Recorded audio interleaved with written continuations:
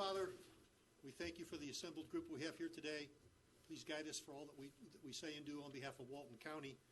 This has been the Memorial Day weekend, and we ask your blessings not only on those that served our country and died, but those that have served our country and are living, and those that are still serving our country.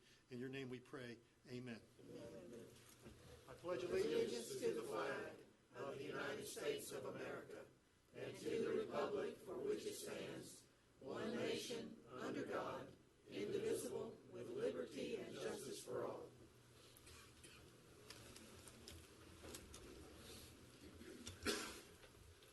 Again, good morning to all, and we have several special guests we've got in the audience. We saw you sneaking in, Matt Gates, thank you for coming and joining us today.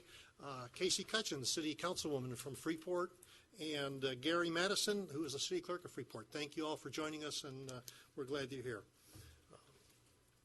Mr. Jones, do we have any additions or deletions? No, sir. We're proud to say we do not. So I'll need a motion for the approval of the agenda. So moved. We have a motion and a second. All in favor say aye. Aye. Any opposed? Okay. Elected. Do we have any public comments with regard to an item that's on the agenda? Okay, seeing none. Next up is the consent agenda. Motion to approve. Second. We have a motion and a second. Any further board discussion? All in favor say aye. Aye. Any opposed? Motion carries. Mr. Jones. Thank you, Mr. Chairman. Commissioners, first item on our agenda is Linda Sumlin, is the Executive Director of Career Source, has a request of the board regarding some action she needs to comply with some new federal regulation. So, Ms. Sumlin.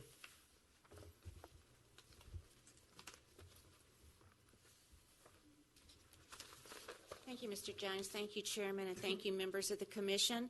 I'm here before you today for federal legislation that's been adopted that affects our mainstream funding, and the governor has allowed the waiver of a grandfather clause during this implementation of the new funding allocation.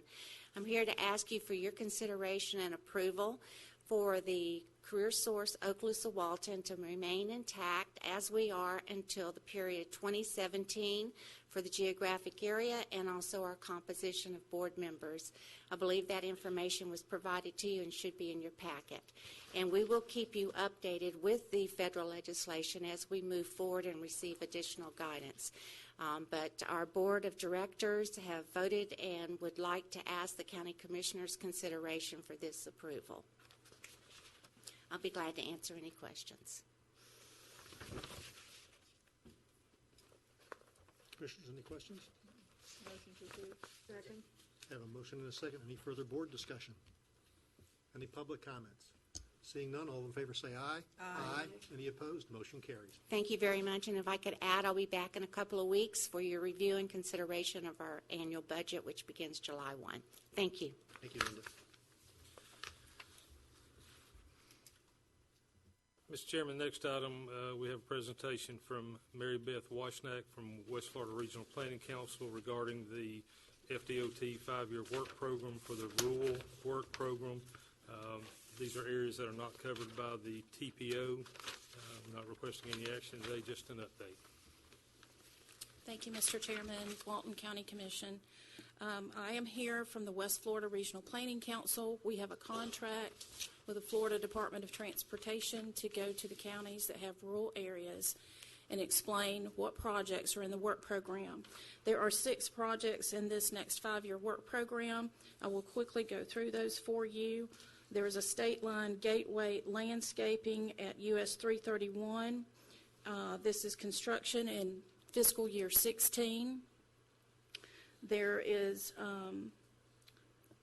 widening, resurfacing existing lanes at County Road 185, which is Gum Creek Church from State Road 83 to Holmes County line. This is construction in fiscal year 18. Have a bridge replacement at Bartlett Road over Gum Creek Bridge. This is right-of-way in 16, construction in 17. A widening resurfacing at County Road 183, Kid Line Road from US 90 to the Holmes County line. This is construction in 17. And you have a widened resurfacing County Road 183B from Holmes County line to State Road 83. This is construction in 18. And finally, you have flexible pavement reconstruction, East Indian Creek Ranch Road. It's the Bruce Creek Bridge to County Road 280A. This is construction in 18. And I believe all of you have a copy of this work program from the Florida Department of Transportation. Again, these projects are not in the TPO planning area. These are in your rural area. The county has, your staff has supplied to us to forward to DOT their requests, and their requests have not changed from last year, and several of these projects are funded in this work program. If you have any questions, I'll be glad to answer them. You do have a copy of the list of requests from your staff. You also have a map that shows the work program projects. And I believe the work program projects for the entire county are shown on that map. Commissioners, any questions? None. Thank you. Thank you. Appreciate it. Mr. Chairman, next item, Mr. Steve Yeager from the Walton County Economic Development Alliance has a presentation and request to make to the board.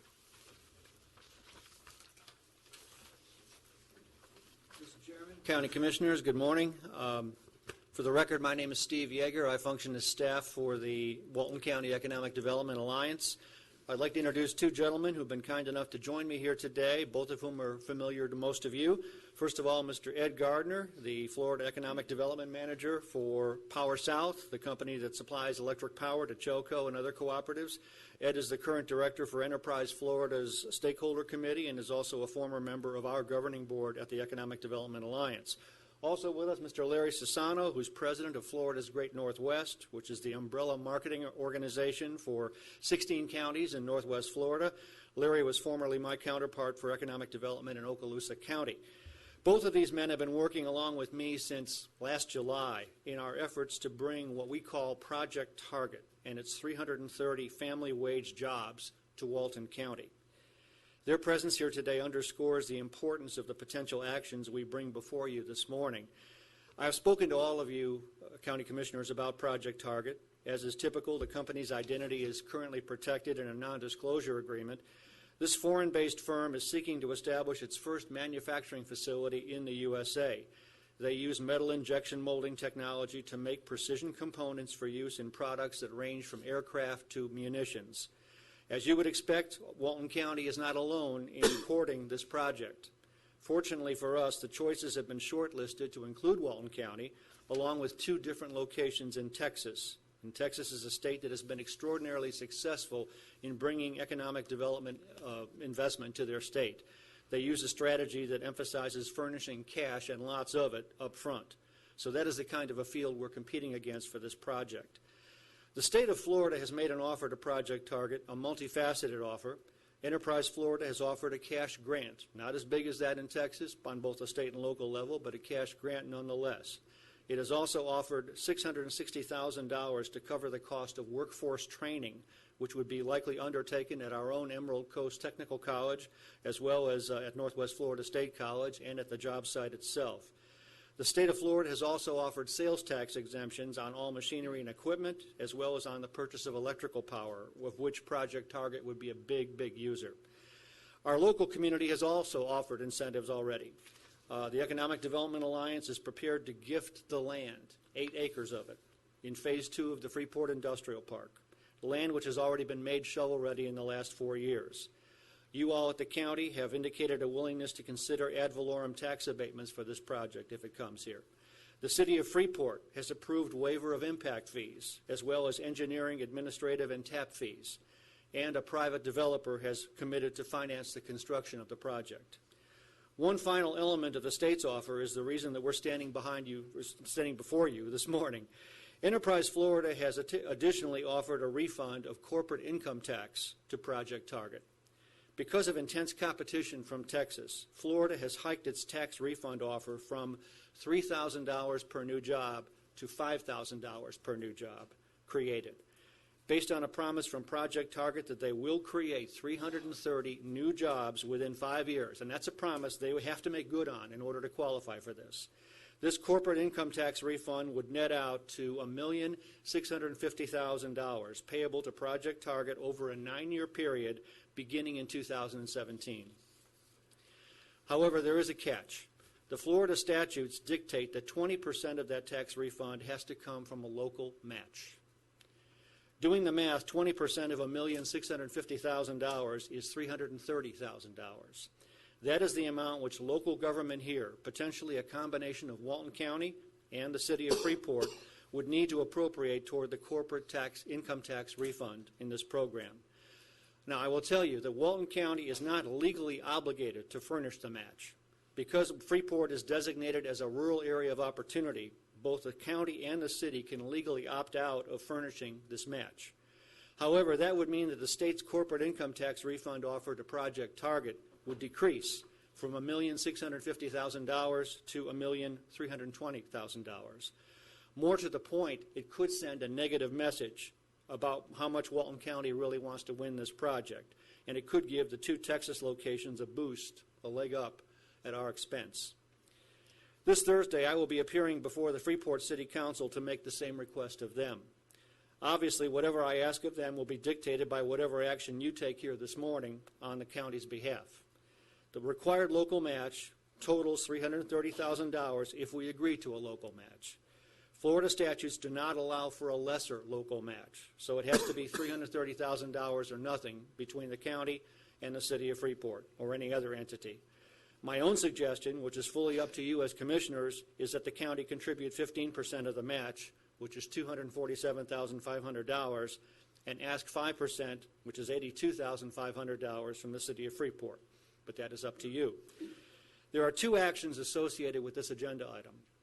The first is whether the county wants to consider the local match and how much.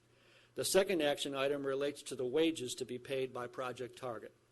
The statutes governing the state's Qualified Target Industry Program require that a potential employer, like Project Target, pay an average wage equivalent to 115% of the current average wage in Walton County.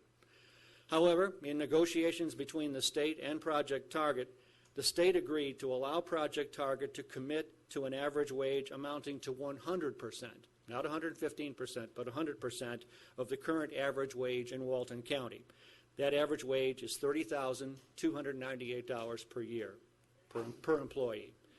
Enterprise Florida has agreed to this because of the intense wage competition from the 2 locations in Texas. According to statute, this can be implemented if Walton County agrees, that is, you all agree, that 100% of the average wage is adequate and appropriate for this project. So, in summary, 2 things. First, we're asking for an action by the Board of County Commissioners to contribute a portion of the prescribed local match in the amount of $330,000 or a percentage thereof to the corporate income tax refund provision of Enterprise Florida's Qualified Target Industry Program and their offer to Project Target, on the premise that the city of Freeport would similarly contribute in a manner such that the local match does, in fact, total $330,000. The second thing we're asking is for a waiver by you all of the average wage requirement. That average wage requirement is typically 115% of the Walton County average wage, stipulated by the Florida statutes, in order to be competitive for Project Target and the other regions that are vying for it. So that would be a waiver of the 115% of average wage and approval of 100% of average wage. That is basically the sum of it. My good colleagues, Mr. Gardner and Mr. Sassano, may have some additional thoughts for you as you consider these actions, and I'll step aside for them. Commission Chairperson and Commissioners, thank you today for the few minutes to address this issue. We've been doing economic development a long time in Northwest Florida, and it always comes down to incentives, whether we like it or not. We're competitive with other states. We're more competitive today than we've ever been before, and we're more competitive to Texas. But in order to address a manufacturing company, which this is, which is really the ultimate of what you're after, because manufacturing has the greatest impact of any other industry sector. That's why we target it. We target aerospace, but aerospace largely is manufacturing. So it all comes to one point, and that how are you going to support the manufacturing growth in Northwest Florida? The impact is significant. The multiplier effect on a manufacturing project could be, in this case, 330 jobs, could be an additional 193 non-manufacturing jobs. And those are jobs in the support services. They could be in retail, they could be in other service areas. But we know that in this case, this company is very keen on using some of the local manufacturers, small manufacturers in the area to support itself. They want to focus on their core competency, which is the injection molding process, and use the suppliers that are in our backyard here. I think that's admirable, but also it shows us that this company will make a deep commitment. I'd like to just briefly address the wage here. We're talking about base wage here, 100%, and that's significant today because we're up against a competition that's going to throw a lot of other things at them to offset the wages as well. To be competitive, the action today is very important to get this project because we struggle to compete with states like Texas and South Carolina and Georgia and Alabama. We need to win a good one. This is a great project for Walton County and for the region. It's great because it'll create a lot more jobs in this area. Those manufacturing jobs are committed. If they aren't committed, the dollars don't have to come from the county and from the city. But once they make that commitment, then those jobs are guaranteed, and they'll create more revenue for this area. It's so important to us. What does it mean to Ed and myself? It means that we're doing a good job, and Steve has done a great job already in going after this project. But we need your support to make it happen. So thank you. Good morning. I'll just add one or two other things. I've worked a lot of projects in Northwest Florida, but none would be as large as this one. This will be the largest project announced in Northwest Florida from a manufacturing standpoint since I've been here in 5 years. I'm sure it goes back further than that as well. The only thing I'll leave you with is this is very typical of a highly sought-after projects like this. When you get into competitive situations for manufacturing projects, once they narrow it down to the final 2 or 3 sites, then they're going to come back and ask for final offers, essentially, especially when one offer is a fair amount higher than the other. So just so you know, this is typical. This is not an unusual process, not unusual to come back like this when you've been working a project for a long time. So that's all that I will add, and we can answer any questions you may have. Thank you. Steve, do we have any idea of when a decision might be made? I know that back in February we jumped through some hoops because we thought something was going to happen back then. I remember telling our board in January the decision will be made in February, and we believe that to be the case. Since that time, the company has backed up a little bit, taken another look at some of the Texas sites, and as of right now, my belief, what I've been told, is a June decision, which is next month, which is why somewhat of the urgency of bringing this before you today, if we possibly can, because they're looking at a June decision. Also, as I mentioned, I need to get back to the folks in Freeport to see what they can do to assist with this ask as well. Okay, and the numbers from the state keep changing. Are we expecting more changes? I don't expect so. The big change from the state was that they made a decision to pledge $5,000 in corporate income tax refund per employee hired by Project Target, where their original offer had been $3,000. And they did that basically because they were facing tremendous competition from Texas. But the only change I might possibly foresee would hopefully be an increase in the cash grant that the state has promised. That's basically a check written to the company ahead of their arrival. And that's the way Texas does business. If the state needs to re-examine the amount of that grant, I hope they will. And so that could change in an upward direction, but it would be nothing but positive for the project. Can I ask a question? Yeah. What does Freeport, what do they think about this project? Do they want it? Do they? My impression, but first of all, I went before the Freeport City Council back in, I want to say January, and they, at a special meeting, which their entire commission attended, and called on just a few days' notice, they approved elimination of impact fees and also various concessions related to water and sewerage and administrative and engineering fees. So the city of Freeport, by my estimation, has done their part. And as I mentioned, I will be going to their council this Thursday, and one of their council members is in attendance today, to ask that they make a contribution as well to the $330,000 goal that we're looking for. I emphasize once again that this refund of a corporate income tax would not begin until 2017 and would extend out over a 9-year period. I actually have a payout schedule, which I believe I've given to most of you, all of you, I think, believe, which is basically how it's put together. And 80% of the money is the state, and 20% of the money would be the local match. If you don't approve a local match today, then it will basically be the 80% state portion only. Okay, let me ask you this too. Do they have to get any kind of federal permits like EPA, or do they have any kind of emissions permits that have to be obtained? Do they have emissions coming out of this factory is what I'm asking, I guess. And what we've been told is that this is a clean operation. They will be using electricity as their primary feedstock for heating the furnaces that do the metal injection molding technology. Our understanding from their current operations and their current factories are in Asia is that there are no significant emissions, no environmental concerns from a project like this. It's basically electricity being used to create the temperatures for metal injection molding of precision parts.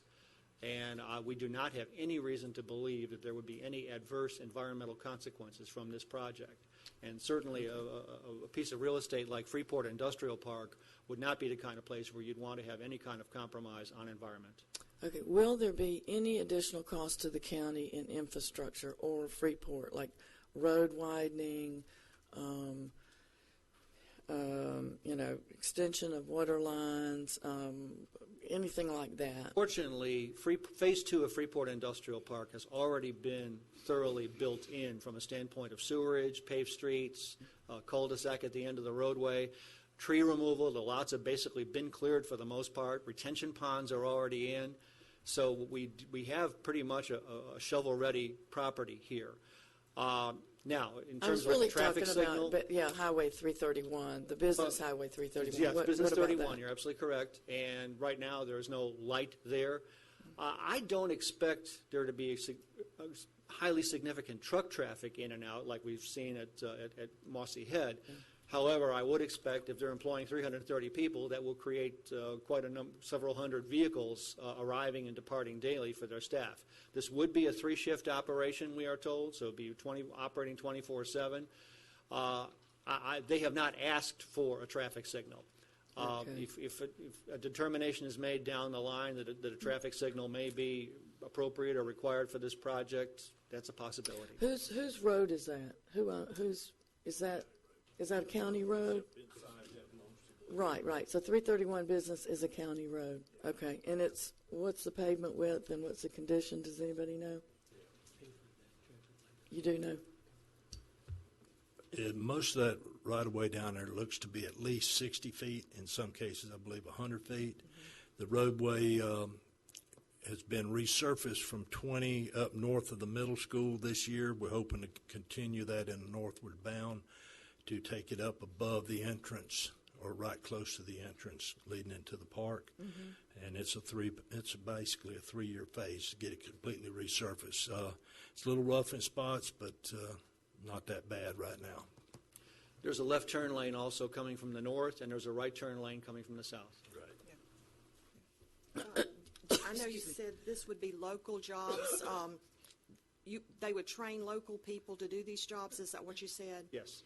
I know last week I had about 6 or 7 people call me for jobs. You can't go into Walmart we need to do everything we can to bring in jobs for our local people, and it gives us a little bit of time to find the money as well. So since we're not going to be charged today, so I think it's a great project, and I'm certainly on board with going ahead with it. I don't know if Linda Someone's in the room, but obviously her agency would be heavily involved in the development of the workforce training program for this.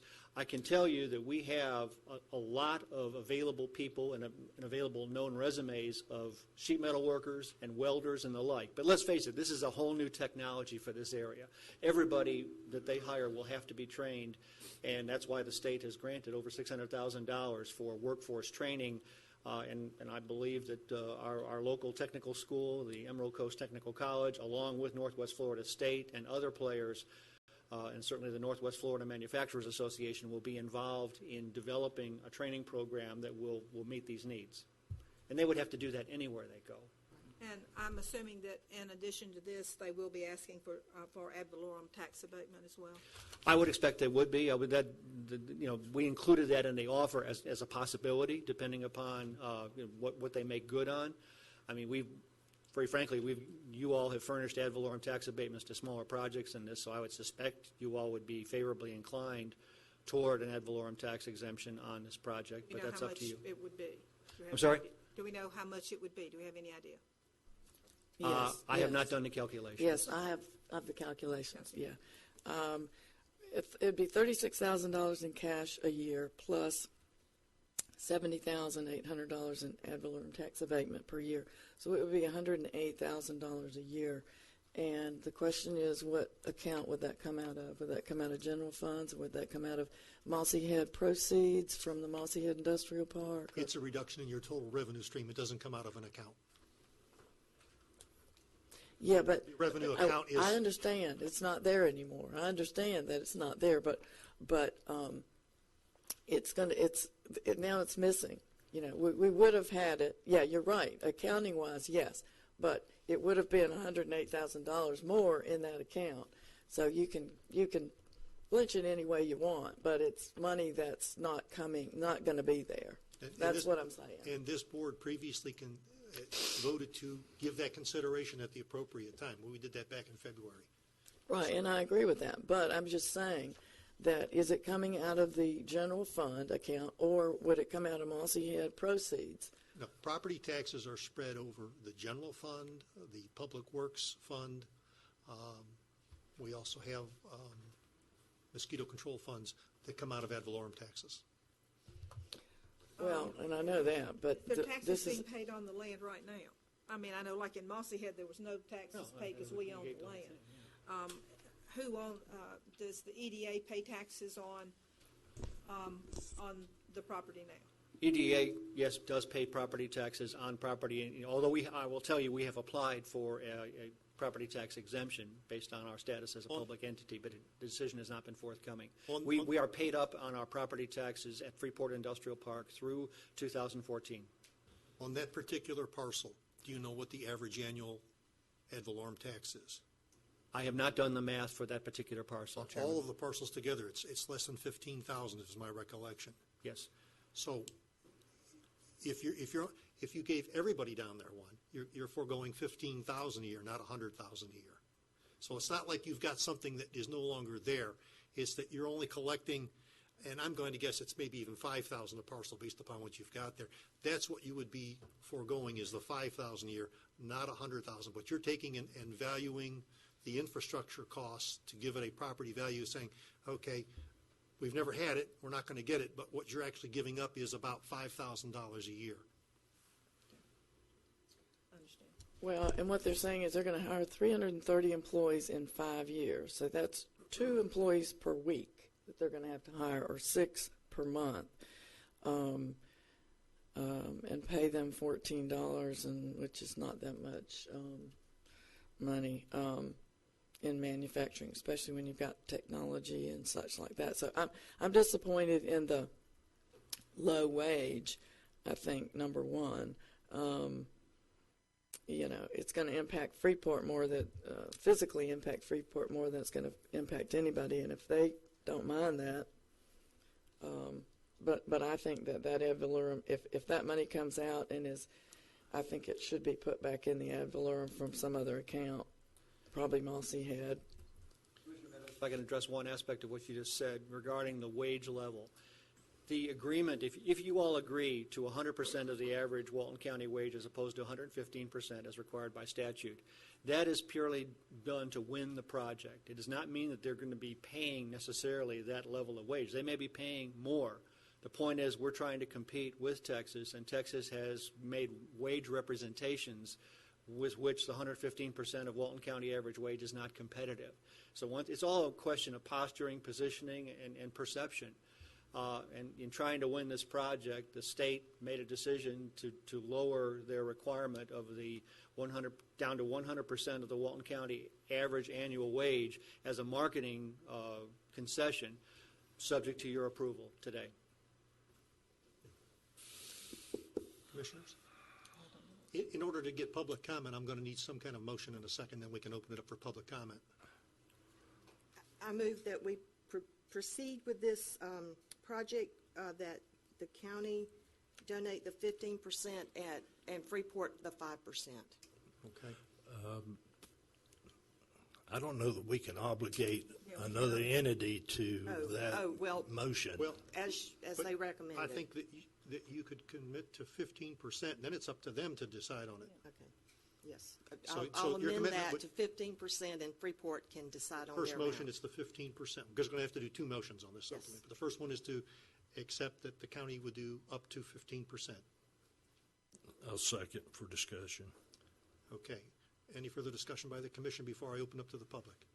I'm kind of concerned about the dropping down from 115% to 100% in the wages. And you indicated that's just a marketing tool or some way of negotiating these things away. If I'm in business and if I can get it at 30, I wouldn't be paying 35. So to say that they're going to come in here at higher than the 30,000 they've asked for, I'm kind of reluctant to believe all that. I agree with anything you said. I mean, it is being done as part of the negotiated proposal.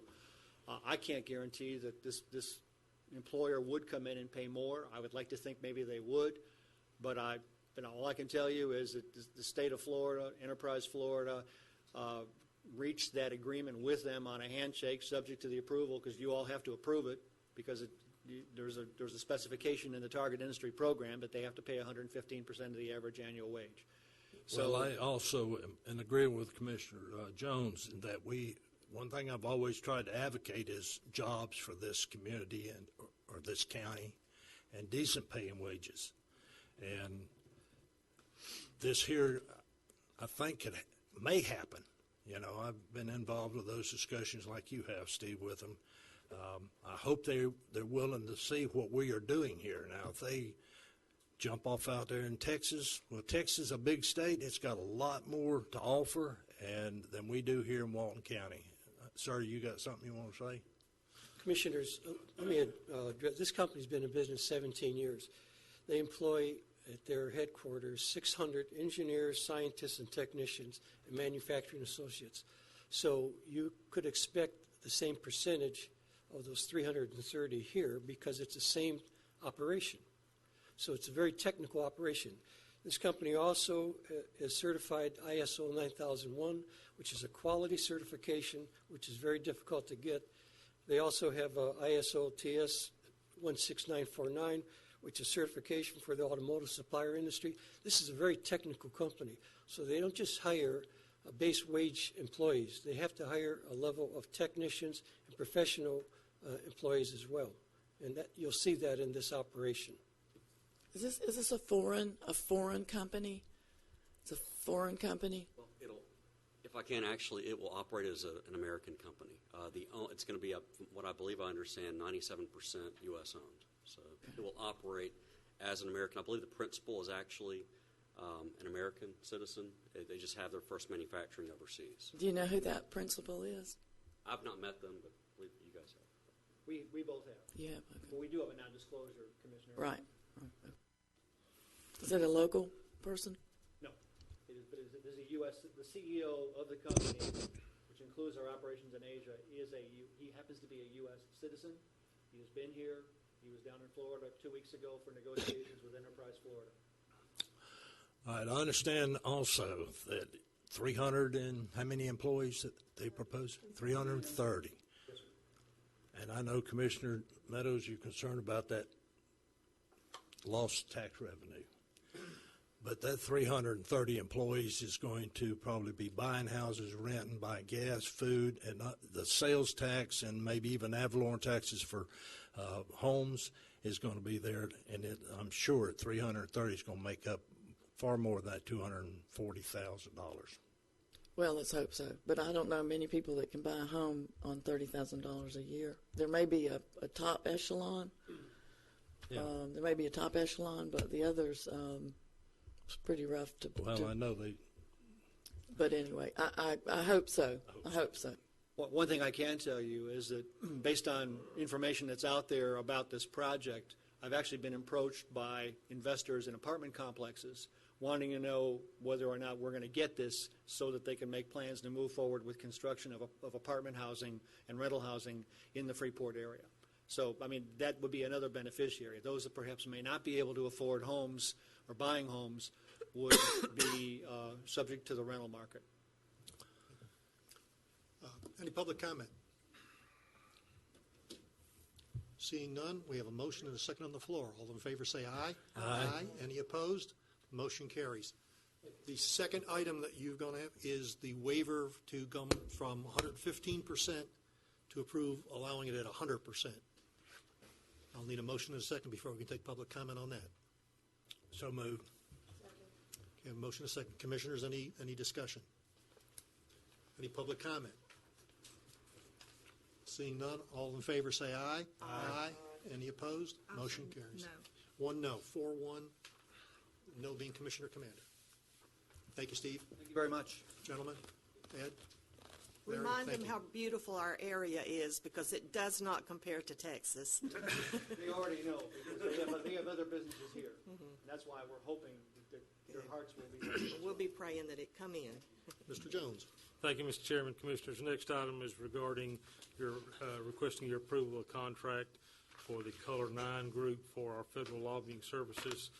You approved that selection at a previous meeting, and this is their contract for services. I just will mention to you that it is $2,000 a month less than our previous contract with the other firm. So we would recommend your approval. Motion to approve. Second. Motion and a second. Any further commission comments? Any public comment? Seeing none, all in favor say aye. Aye. Motion carries. Thank you, Mr. Chairman. Next item is regarding direction we would ask you to consider regarding the local Restore Council. We've heard a lot of discussion of late about stormwater improvements. The stormwater assessments are in. We're reviewing those. We've also heard discussion regarding using the Transocean funds that are now part of the Restore Act, the $5.7 million, to facilitate moving these improvements forward. If that's something this board wishes to consider, we would recommend you provide that direction to the local Restore Committee to move stormwater improvements to their number one priority. We based on some action you took a couple of years ago, we gave them some direction on priorities, but this would redirect that board to look at stormwater improvements as the top priority if that's your desire. Motion to approve. Second. Have a motion and a second. Any further commission discussion? Public comment? Seeing none, all in favor say aye. Aye. Motion carries. Thank you, Mr. Chairman. Commissioners, next item is regarding Regional Development Group's request for an extension of an additional 2 weeks on the project in the Mossy Head Industrial Park. As you recall, Regional Develop assumed the position of SAD development for the distribution facility. At the last board meeting, I believe you approved an additional 30-day extension, which was part of our original agreement. That was the second of two that was in that original agreement. This request is to take them to the end of June. They're very confident that this process is moving forward. If you haven't been out to the industrial park lately, their entire site is cleared. They're beginning to do the dirt work there.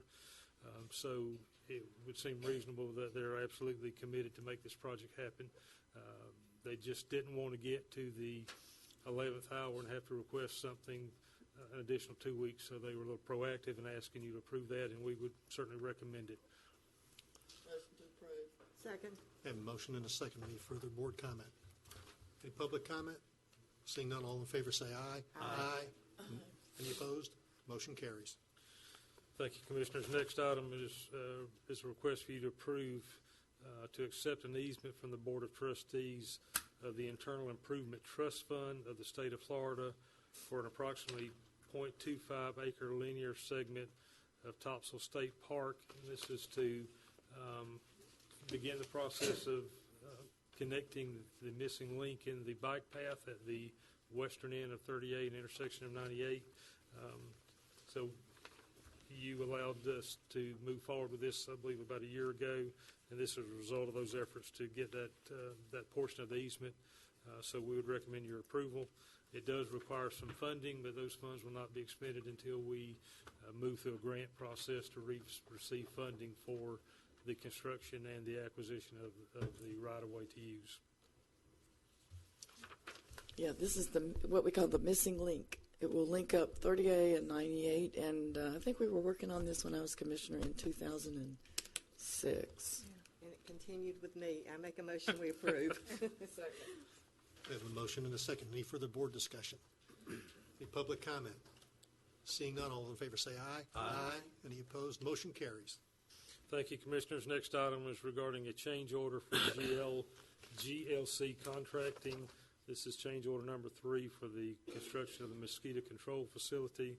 We're simply asking for 5 additional weather days and 11 permitting days.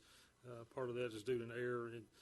There was an error in the previous change order substantial completion date, so we will move that to July the 11th if you approve these days in that change order. So moved. Second. Motion and a second. Any further comments from the commissioners? Any public comment? Seeing none, all in favor say aye. Aye. Any opposed? Motion carries. Commissioners, the next item is regarding was a request to award RFP 015025 for auctioneering services. We only received 2 responses to that RFP. We're asking you to reject both of those responsive. One was actually non-responsive for failure to have their bid bond, and the second was in excess of what the fees we thought were acceptable. So the action today we're asking you to take is to reject all the bids for the auctioneering services, and we'll bring you back a course of action at a later date. We have a auction scheduled when, in June? Yes, but our contract carries us through that. Our current contract carries us through that date. Is that right? June 17th. Yeah. Okay. Is it loaded onto here because the bids weren't loaded on? Well, we've actually just opened them Thursday or Friday. Yeah. So they weren't. So we're not going to deal with it today. So, Right. but I didn't see them on here. So, Yeah, we okay. just ask you to reject both of them. So moved. Second. Have a motion and a second. Any further commission comment and public comment? Seeing none, all in favor to reject, say aye. Aye. Aye. Any opposed? Motion carries. Thank you, Commissioners. At your March 24th meeting, you made some decisions regarding engineering firms, and today we're asking you to approve and the agreements to go along with those decisions. RFQ 15-008. This is for the design services for County Road 181C to DRMP Engineering in the amount of $256,981.78, and to approve the attached contract. Motion to approve. A motion? Second. A motion and a second. Any further commission comment? Any public comment? Seeing none, all in favor say aye. Aye.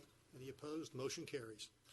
Thank you, Commissioner. Next item, again in response to RFQ 015-008. This is to award and approve the contract for CEI services for County Road 181C with Genesis Engineering in the amount of $206,240.87. Motion to approve. Second.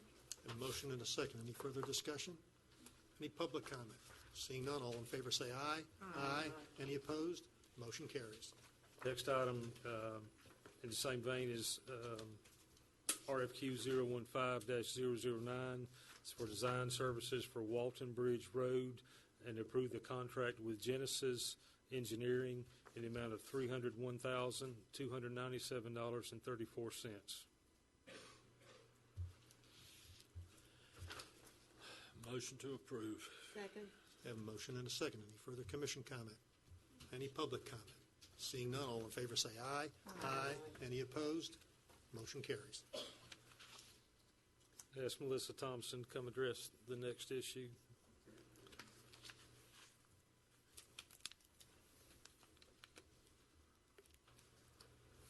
Good morning. We are requesting that the board consider approve increasing the bid threshold and corresponding increase to the county administrator's approval authority to $50,000. This would primarily affect purchases of the procurement process for purchases of a board-approved capital equipment and board-approved capital projects. It would not affect the actual approval process for the purchase of the equipment or for the completion of the project. It would be items within that. The goal is to improve efficiencies in the procurement process while we still want to maintain proper internal controls. And just to give you an example of what I'm talking about, one that I had found is that was in this fiscal year is we had the Public Works building being completed. There was a generator that had to be purchased for that building. It wound up being about $31,500. The project had been approved, but since that piece of equipment was over the $25,000 threshold, it had to go out for bid. So in the bid process, it took 7 weeks to get the purchase order cut for it, where if it would have fallen in the scope of quotes, we could have had a turnaround time of around 7 to 10 days. So that's really where we're trying to go with that. And this would only affect the county administrator's authority.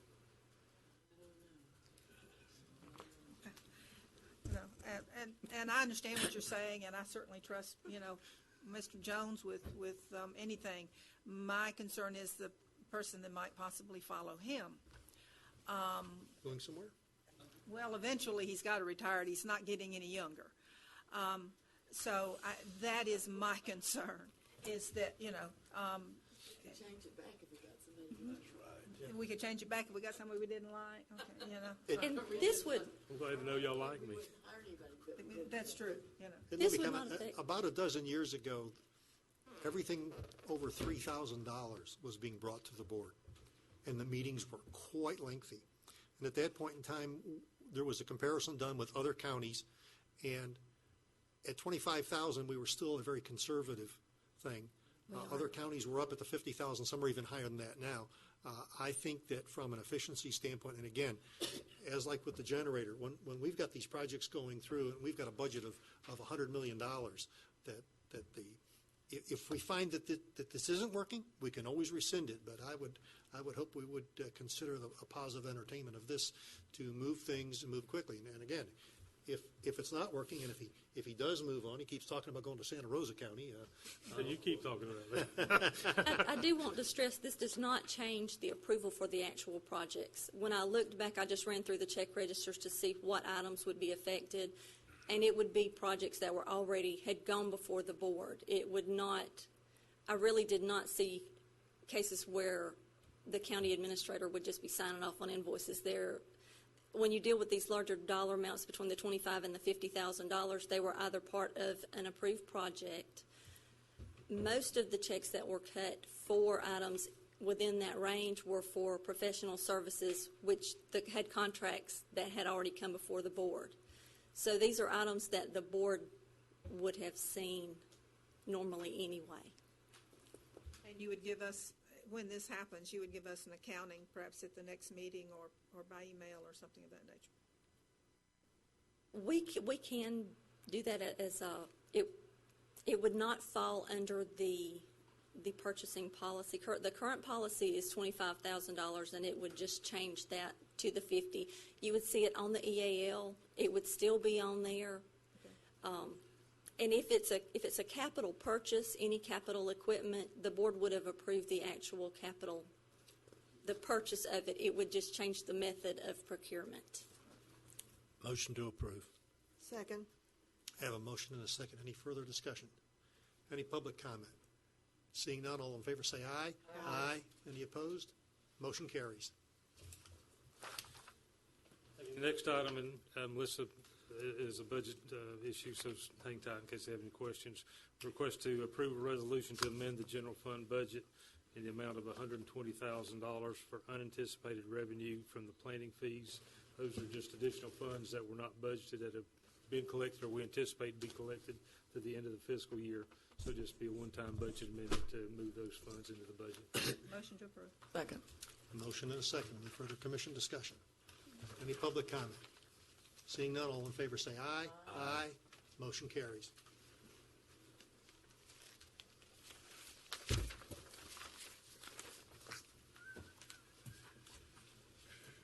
Good morning, Mr. Chairman, Commissioners.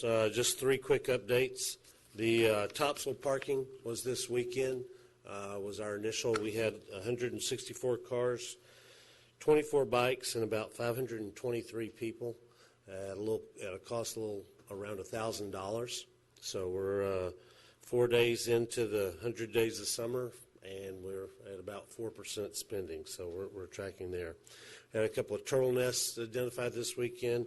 The third nest was down on Orange Street, and the fourth nest was down in Dune Allen. And then we had, as you know, the fiscal year 15 beach vendor permits went into effect this past weekend. We had 14 violations, 2 for vending without permission of the upland property owner, 1 for blocking a lifeguard corridor, 3 for violation of the 50% rule, 1 for a leave no trace violation, and 7 for storage of equipment at public beach accesses. They were all given verbal warnings since we started the new permitting season this weekend. We didn't write any written warnings, but those that have received verbal warnings will now be eligible for written warnings. And subject to your questions, that's all I have. And I've got on the agenda to talk about that with regard to the enforcement. I noticed that as I had done the previous time gone by, both were the Whale's Tail and Pompano Joe's access. Now, the Whale's Tail, refresh me, that's private? That's not a public access? That's a legal question, Mr. Chairman, and I'm going to defer to your legal advisor. We are meeting at 10 o'clock on Thursday with representatives from Seascape, and there is varying opinions on the nature of that land, but I will let him go into more detail. Go ahead and meet, but then let me shift to Pompano Joe's, and I know that you had previously provided to the commission a plan for the vendoring at that area, and it was far beyond the 50% that there were umbrellas and chairs set up, and no one in them Sunday morning at 8 o'clock. Was that one of the areas that you had a violation cited?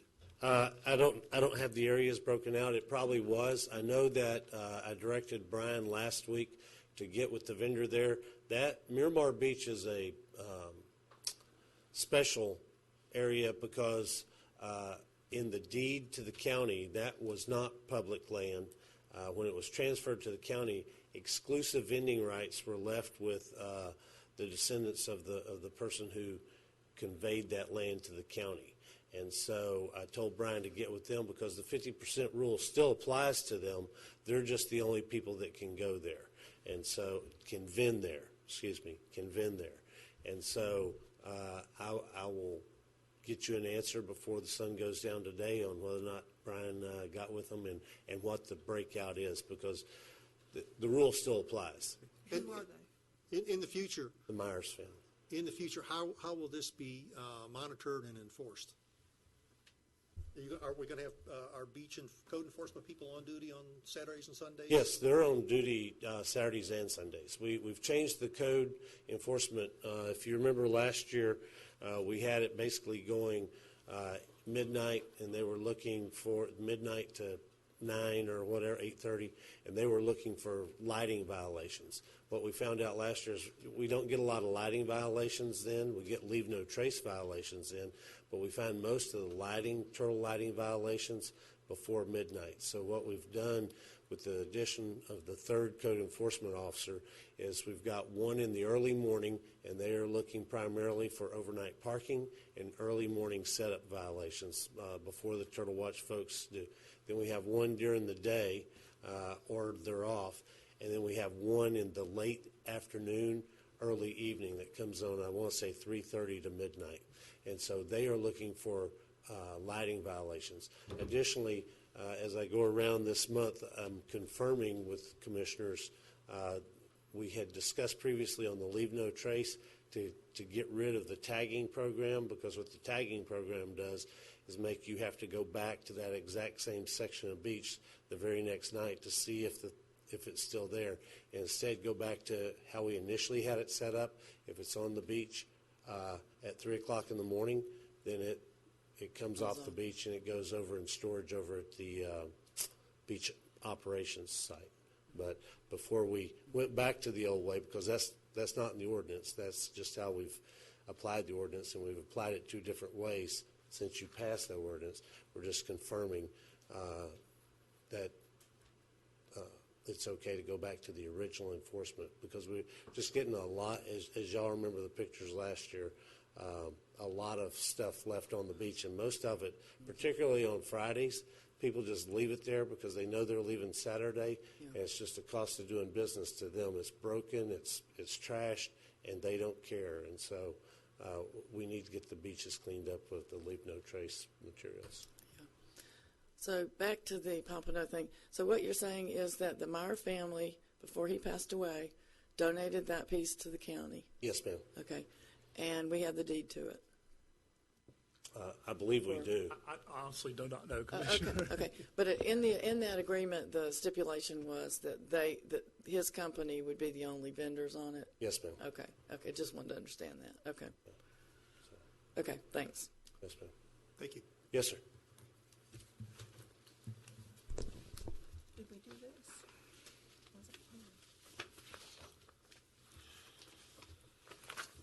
What about the Mike Marley? Did we do that? He ain't done his yet, Dave. The chairman yanked it out of the agenda.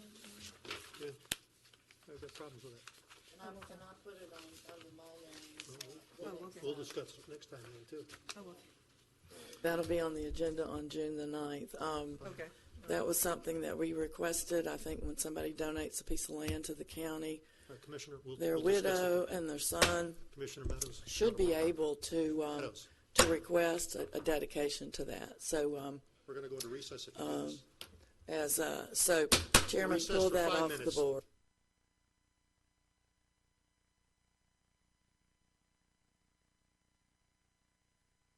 To reappoint the code enforcement board members for another 60-day period. As the commission, I'm sure, is aware, there's an item later in the agenda to consider having a special magistrate.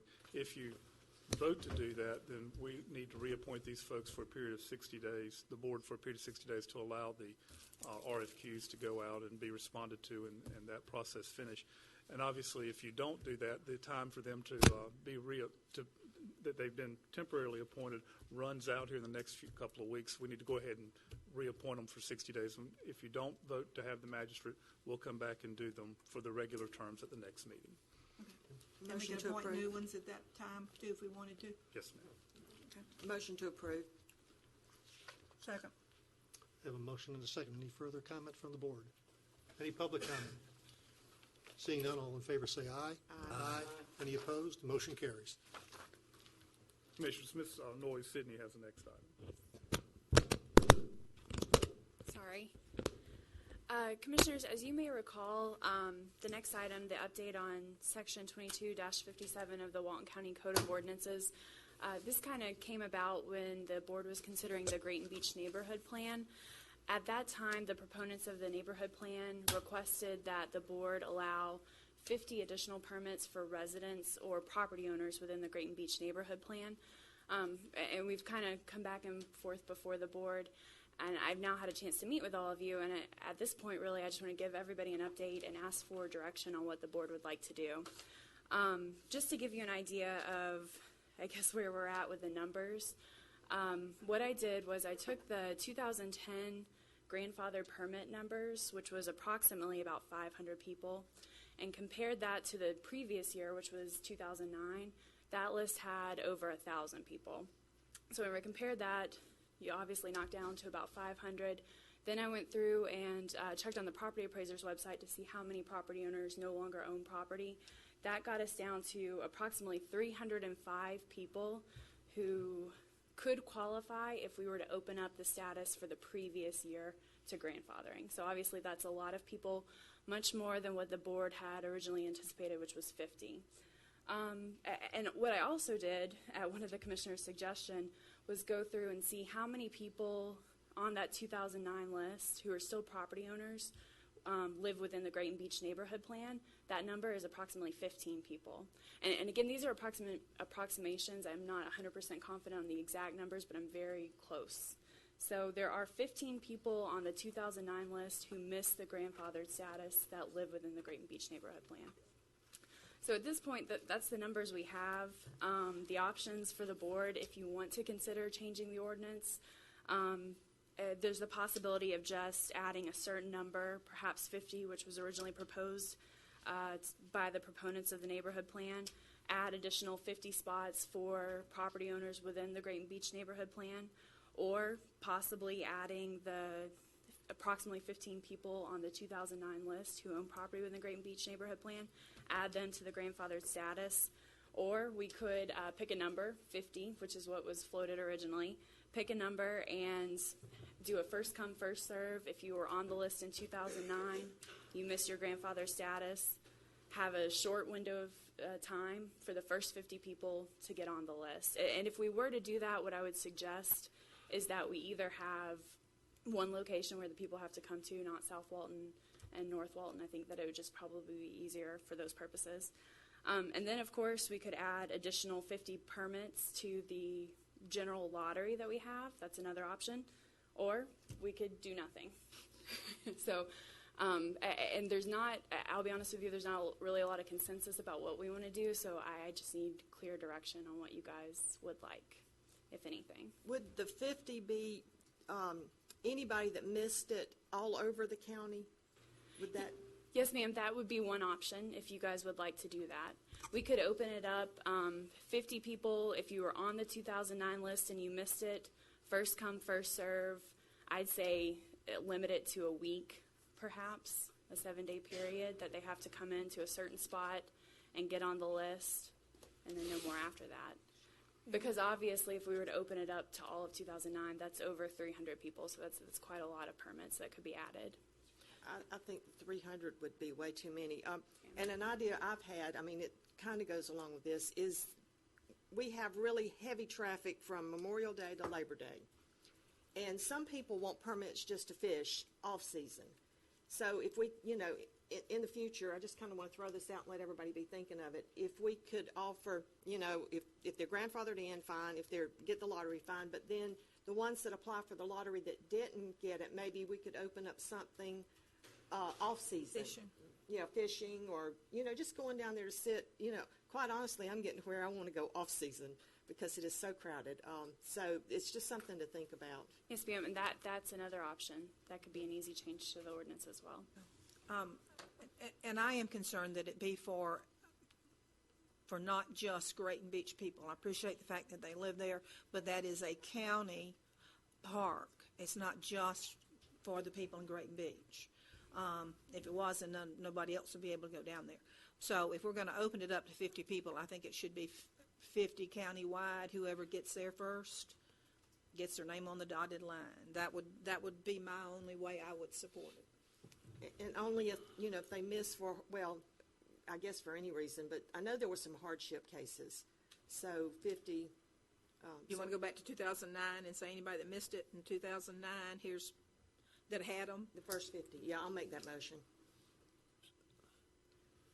Well, we're giving direction right now. The motion is to allow 50 constituents that miss their missed their open window for grandfathering for various reasons, 50 all over the county. Like In if you- 2009. In 2009.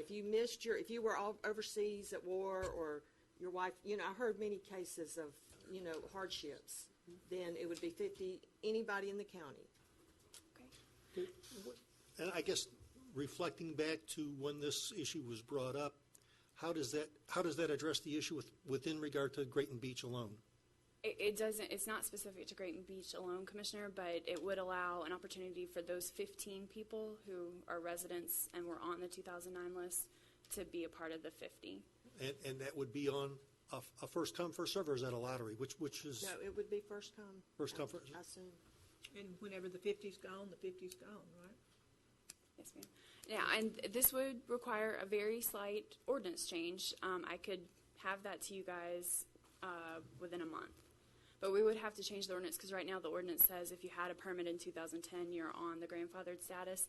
We could change that very simply by adding this provision and details for how we would get to the 50. But I could have, if we factor in advertising time, it would not be the next meeting, but the one after that I could bring it back to you. It's got to be in South Walton because it addresses a locale down there, and yes, ma'am. The Grayton Beach people were the ones who came in and requested it, so I think at least it ought to be heard down there.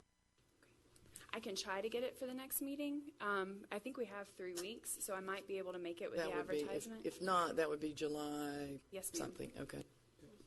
So are we in concurrence that the direction we're giving to the staff is to go with 50 first come, first serve, but they had to have been on the list in 2010 and missed the grandfathering? 2009. Okay. And then you will try to get it on to the next meeting in the South End? Yes, sir. Okay.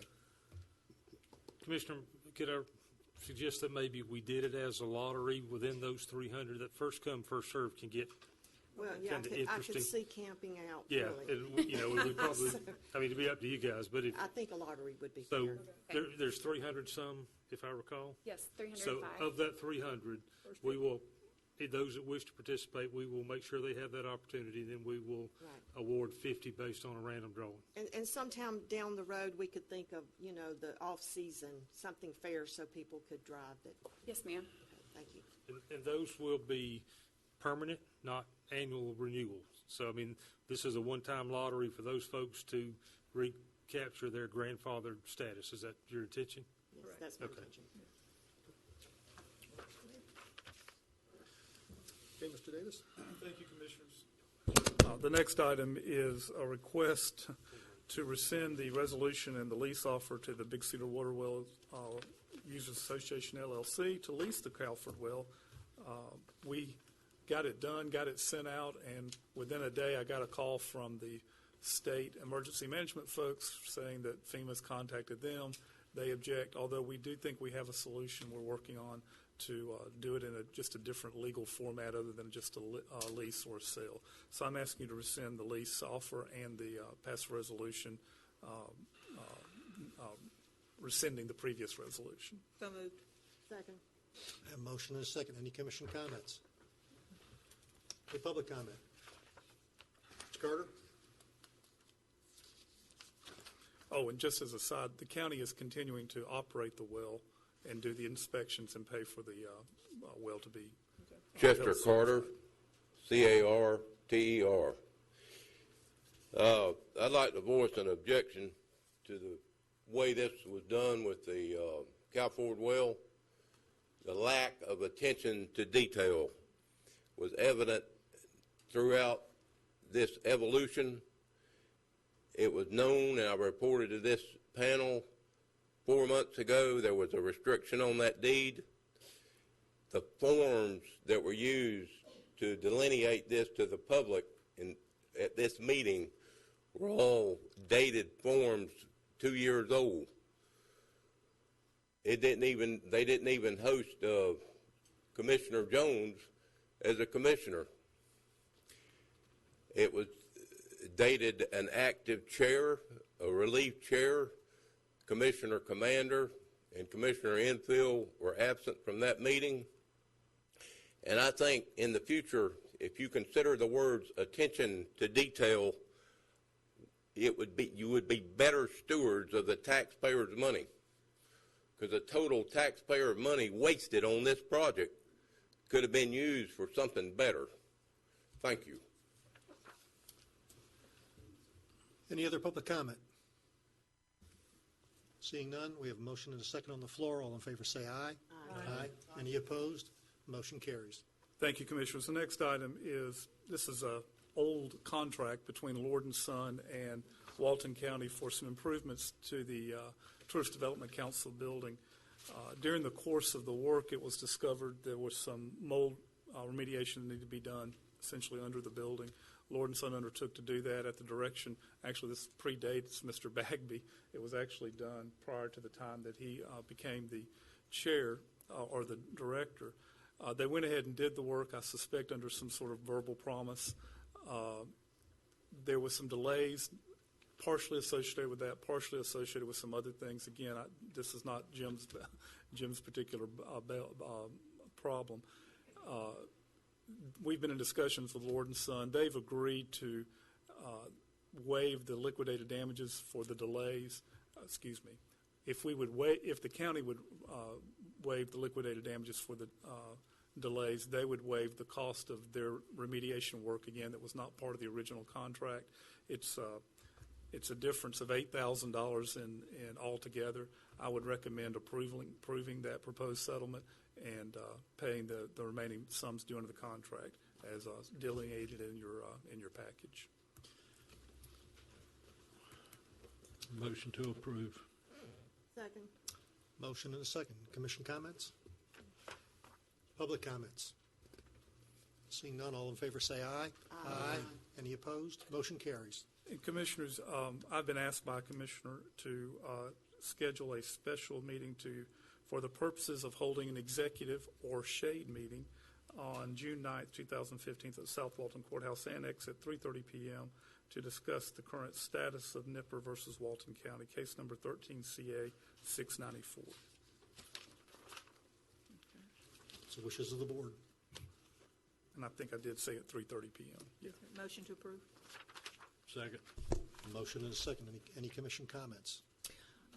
I'd like to find out what's going on in the case. So if that's a special session in which we can find out what's going on, I do have some comments, but I will hold them for that particular time. And I'm assuming that's what it's about, for us to find out what's going on. Yes, ma'am, and seek some direction from you, Frank. Representative Gates. Thank you, Mr. Chairman. Matt Gates, GAETZ, and I didn't want to disrupt the flow of your meeting earlier, but I would like to commend the board and your staff on the great work that's been done on Project Target. You've done a great job. Steve Yeager's done a great job, and that could be a real boon for that community. I know our local legislative delegation is very interested in that project, and we have pushed Enterprise Florida to make one of the most aggressive offers I've ever seen them make. So while we're working hard to create jobs in the Freeport community, speaking now to the matter at hand, I would ask that in your special session, and hopefully you'll approve this request by Mr. Davis, that you not take action to kill jobs in the Paxton community, where many of you know we very much need economic development. My clients run a skydiving business. I don't mean to interrupt, Matt, but we have a stated and adopted policy of not discussing litigation at open meetings. Now, if you want to talk about jobs in general, I just don't want to get into a discussion of the litigation itself. I'm unaware of that policy, Mr. Davis, and I would say that if the commission hopes to be educated on what's occurring in the case, I know you have your opportunity to share that with them in the shade meeting. I simply wanted to share from the plaintiff's standpoint what was occurring, and then, of course, you'll make the decisions you choose to make. I'm just uncomfortable doing it, given the November 2012 vote of the board to not discuss litigation. Representative, we respect your position and want to get the information out, but we took a vote back in November 2012 not to discuss those. If you have a comment about holding the executive session, I'll be glad to entertain that, but not to discuss any parts of the case. And just in fairness to Matt and his folks, if you want to send me something that you want me to discuss with them at the meeting, I'll be more than happy. Mr. Davis, would it be more appropriate then if we sent you a letter? Would you be willing to share the content of that letter with the board members? Absolutely. Have done that in the past. Very well. Thank you. You're talking about jobs, Representative Gates. We're talking about jobs. How many jobs does this particular enterprise create? Right now, ma'am, I may be able to speak, but Please, come state your name for the record, please, sir. James Nipper, reside at 5138 County Highway 0605, Defeniak Springs. It varies through the year, but approximately 7 to 10 people. And some of these jobs are very high-paying and highly skilled jobs. Parachute riggers, pilots, some of them making more than $50 an hour. So it's a small business. Yes, ma'am. Thank you. Thank you. Thank you, Mr. If I may be allowed to speak. No, sir, there was a specific question. We're not going to talk about your case. I didn't want to talk about my case. I just wanted to ask this board why they are pursuing us like this. Thank you, sir. Okay, we have a motion and a second to hold the executive session or shade session. I just don't like that word. I don't either, Commissioner. Let's just call it executive session. All in favor, say aye. Aye. Any opposed? The motion carries. Thank you, Commissioners. Commissioner Meadows. I don't have anything at this time. Okay. Commissioner Commander. Yes, I do have a request. At one of our last meetings, when Commissioner Chapman brought up the swings for handicapped children and that sort of thing, we had a discussion on playground equipment, and Mr. Bill Fletcher was here. I think he's here somewhere. I can't see that far. But he later called me and said that he had some equipment at his house that he had bought and put together for his grandchildren. And unfortunately, grandchildren have a way of growing up, and so they no longer play on this swing set, but it's actually more than that.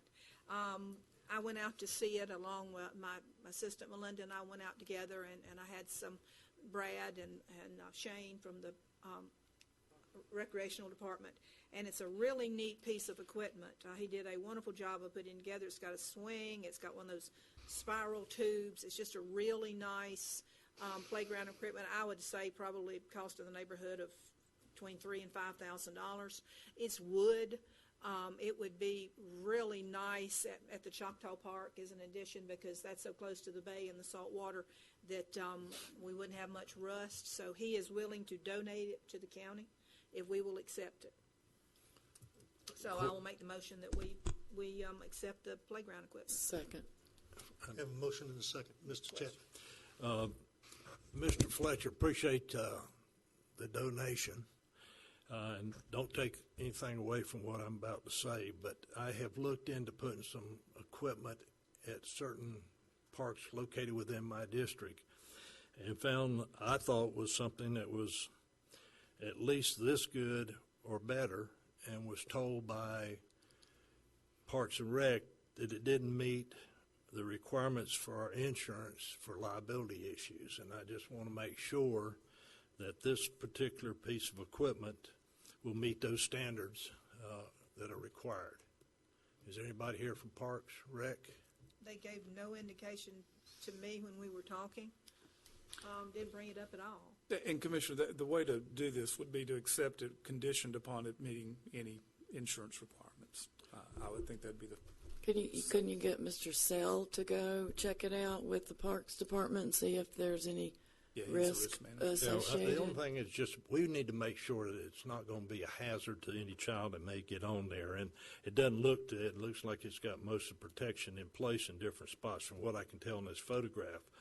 But I just want to make sure we don't get into a position that our liability is exposed. Yeah, and I appreciate your comments, but I also appreciate Mr. Fletcher's willingness to step forward and do this to help the county, because we have been making an initiative on getting playground equipment. And when we just bought an addition down there, we just approved some more equipment, so I'm assuming they would both be insured at the same time. I mean, if you're insuring the equipment, you'd insure everything in the park. Do we have any public comment?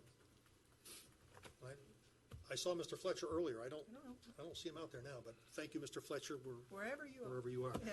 Okay, we have a motion and a second on the floor. All in favor say aye. Aye. Any opposed? The motion carries. Thank you. Anything else, Commissioner? No, sir. Thank you. Okay. Commissioner Jones? Nothing today. Okay. Commissioner Chapman? Nothing today. My comments were previously addressed by Mr. Bagby. Thank you. Mr. Chester Carter, Seven Run Creeks Ecosystem.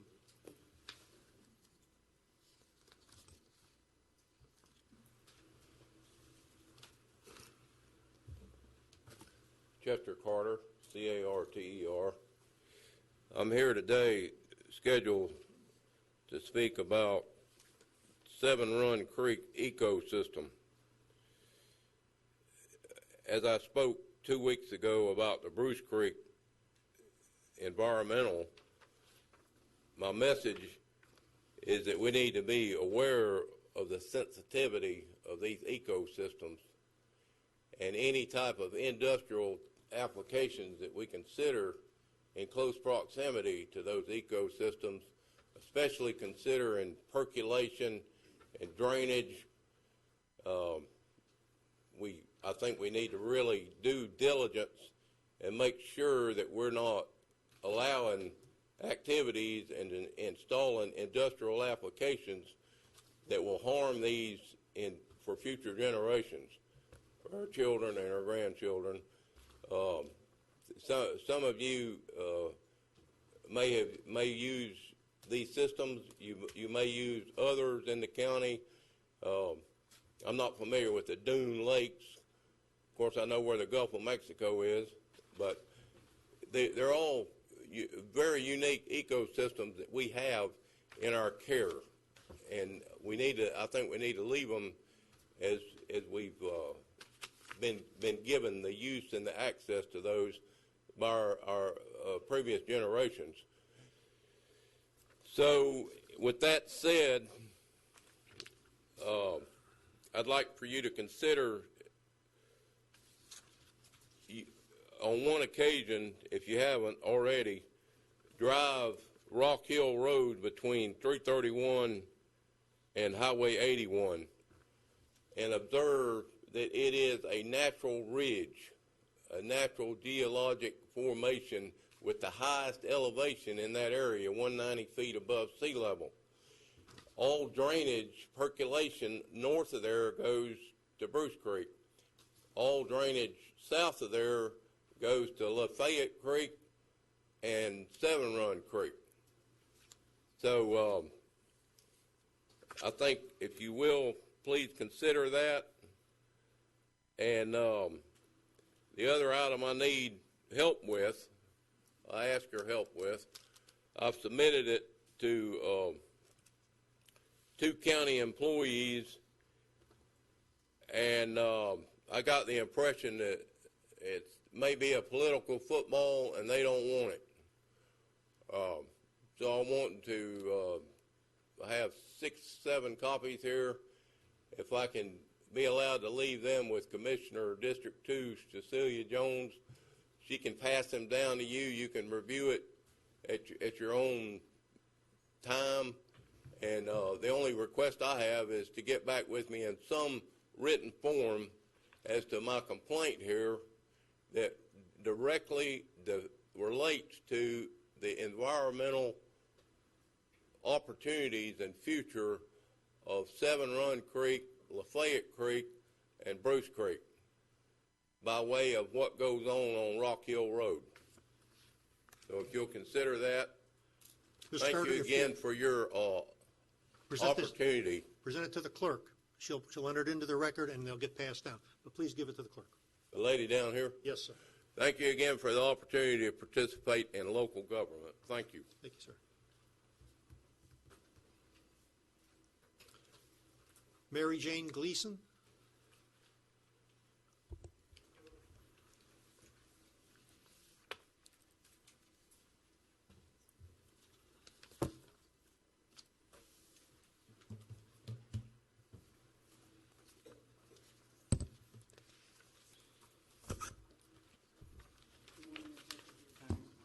You want to pull the microphone closer to you, and please spell your last name for the record.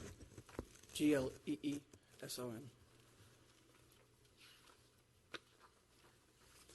Driving on the beach is not conducive to bathing on the beach, where families come to relax on the beach and play games.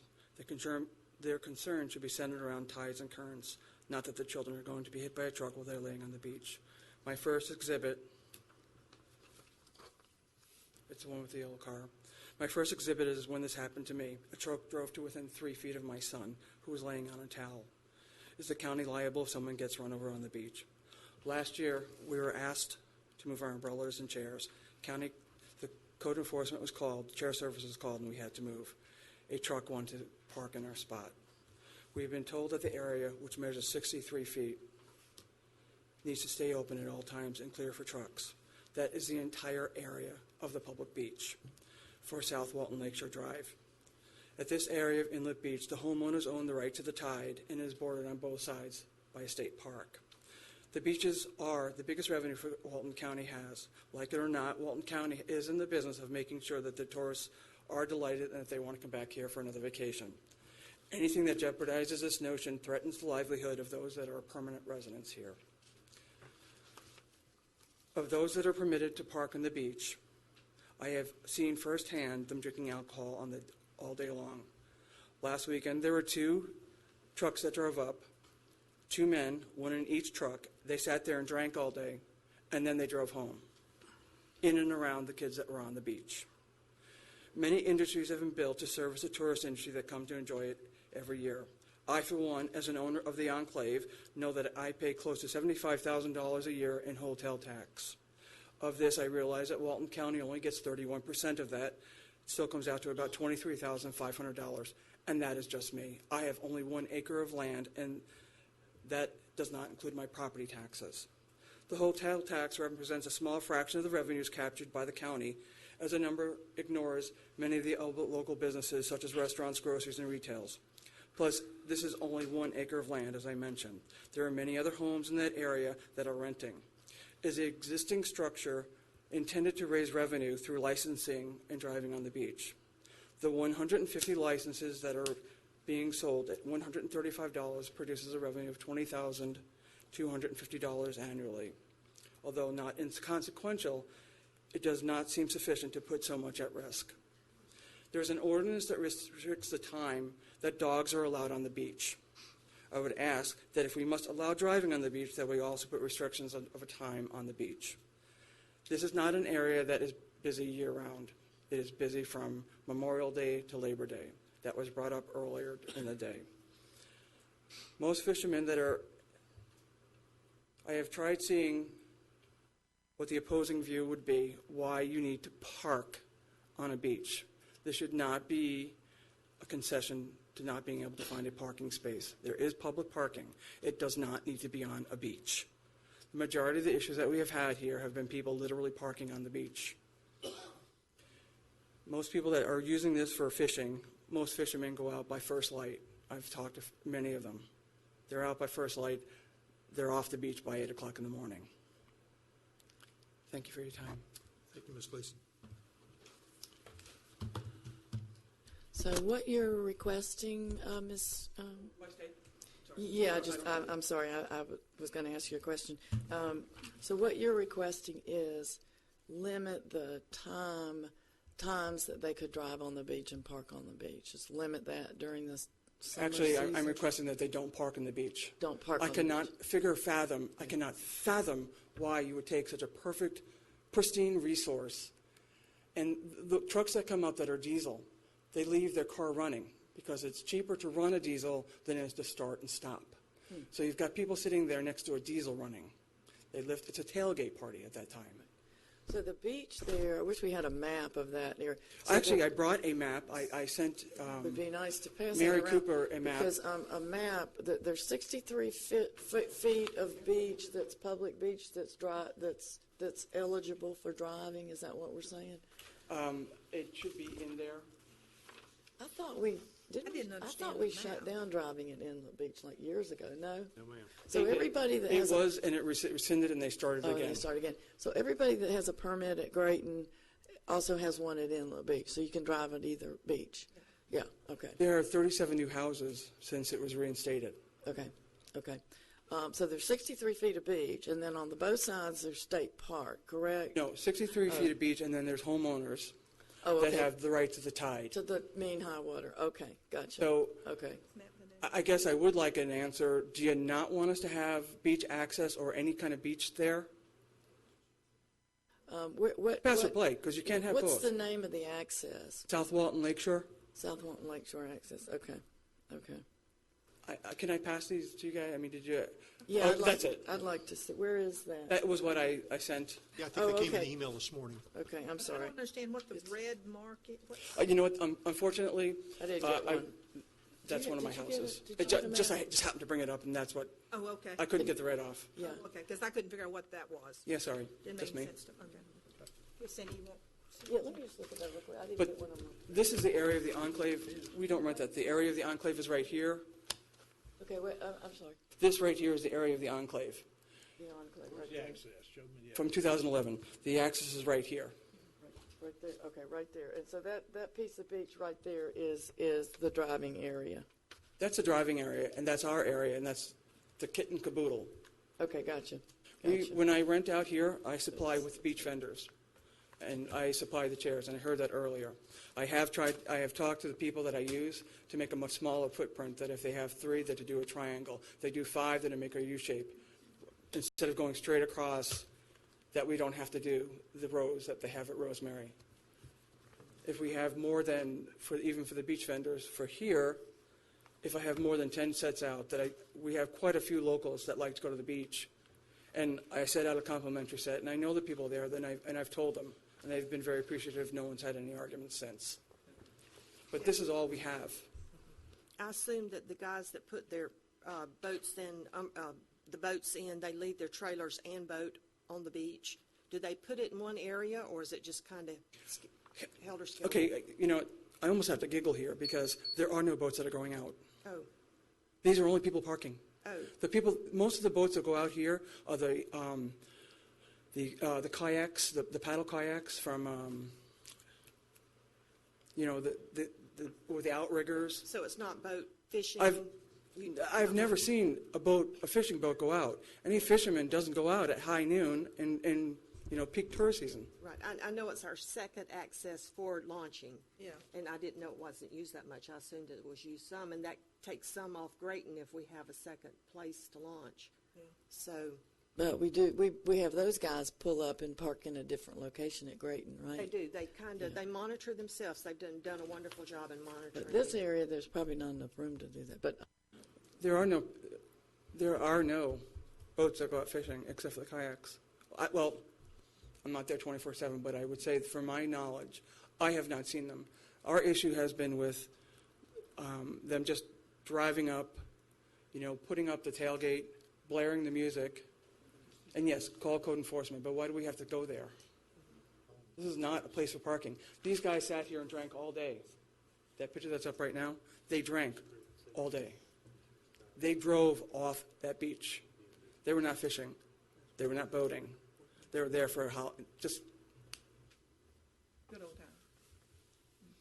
Ma'am, I'd like to ask Mr. Bagby, at the next board meeting, would you come back with a report on what some possible options are to pursue with regards to this, since it pertains? Are you talking to me? No, Mr. Bagby right here from TDC. At the next meeting, just come back with what options would we have available to try and address her concerns. I'll be glad to get with the county attorney, and we'll bring you back some, Mr. Chairman. Thank you very much. Thanks, sir. Thank you, Ms. Gleason. Will that be on the 9th? Yes, ma'am, down the south end. Okay. See you then. Thank you. Thanks, man. Additional public comment. Ms. Harris.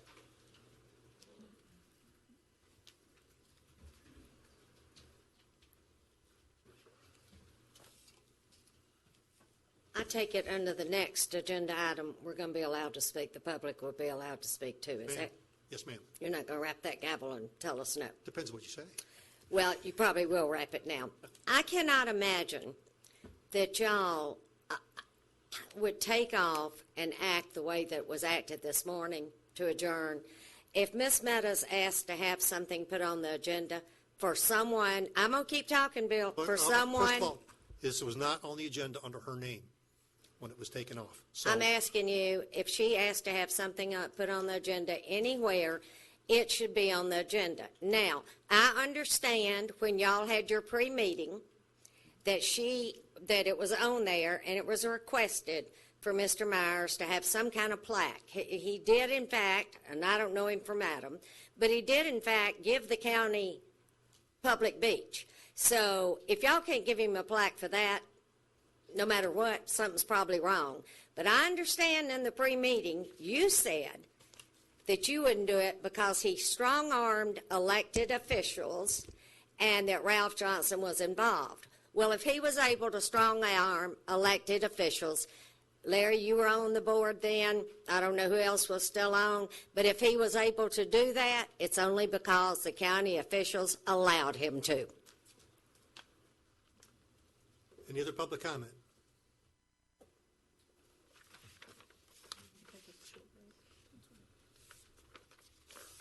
Thank you, Mr. Chairman, Walton County Commissioners.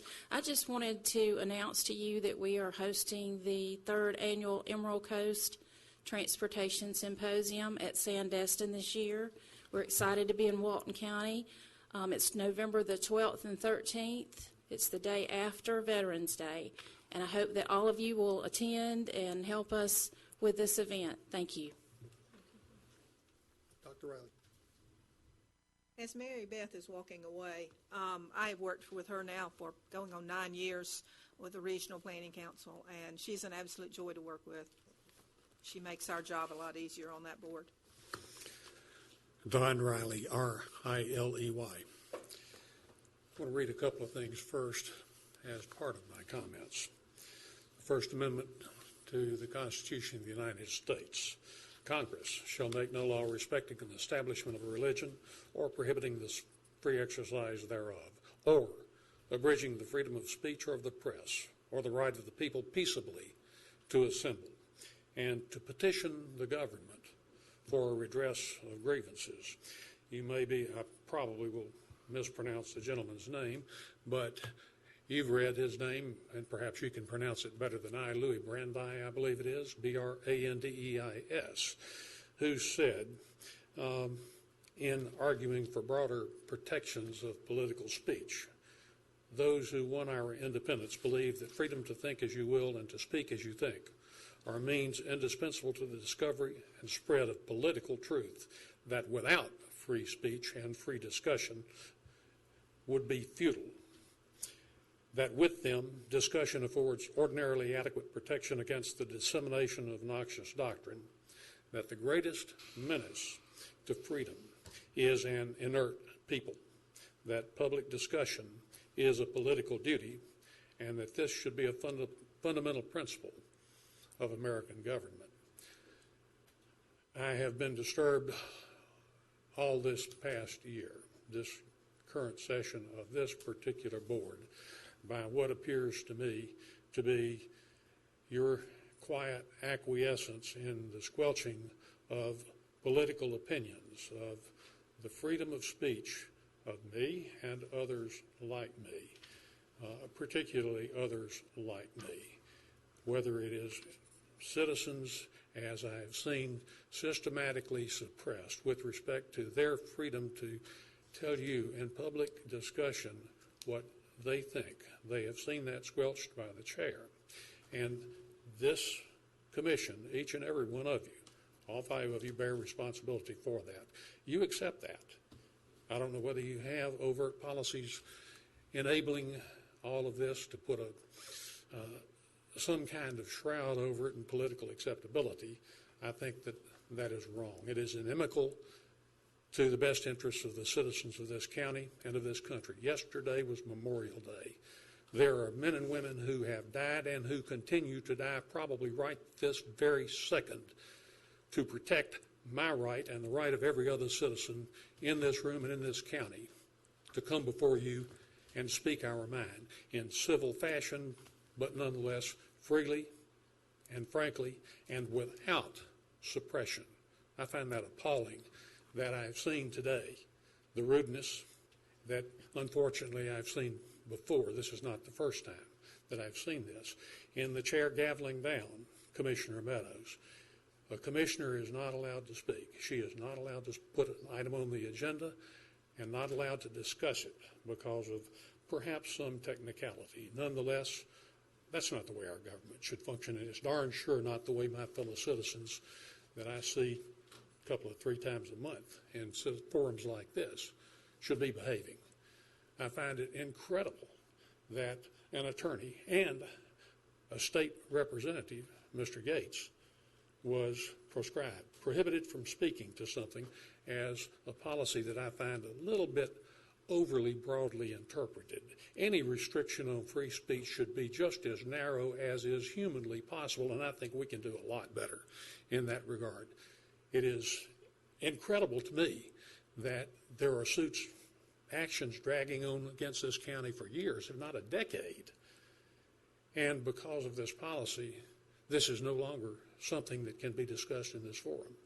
Surely there is a way to accommodate the reasonable and, I think, constitutional rights of people to talk to y'all about this stuff. I'm just absolutely mystified that y'all accept this behavior, and I would urge you to consider a modification to this policy. The freedom of the chair to set the agenda, as is the case, I think is overly broad. Every commissioner ought to be able to bring up what they choose. Every citizen should be able to address before you what they choose. Thank you. Any other public comment? Okay, we're going to take a 10-minute recess before we go into the planning development.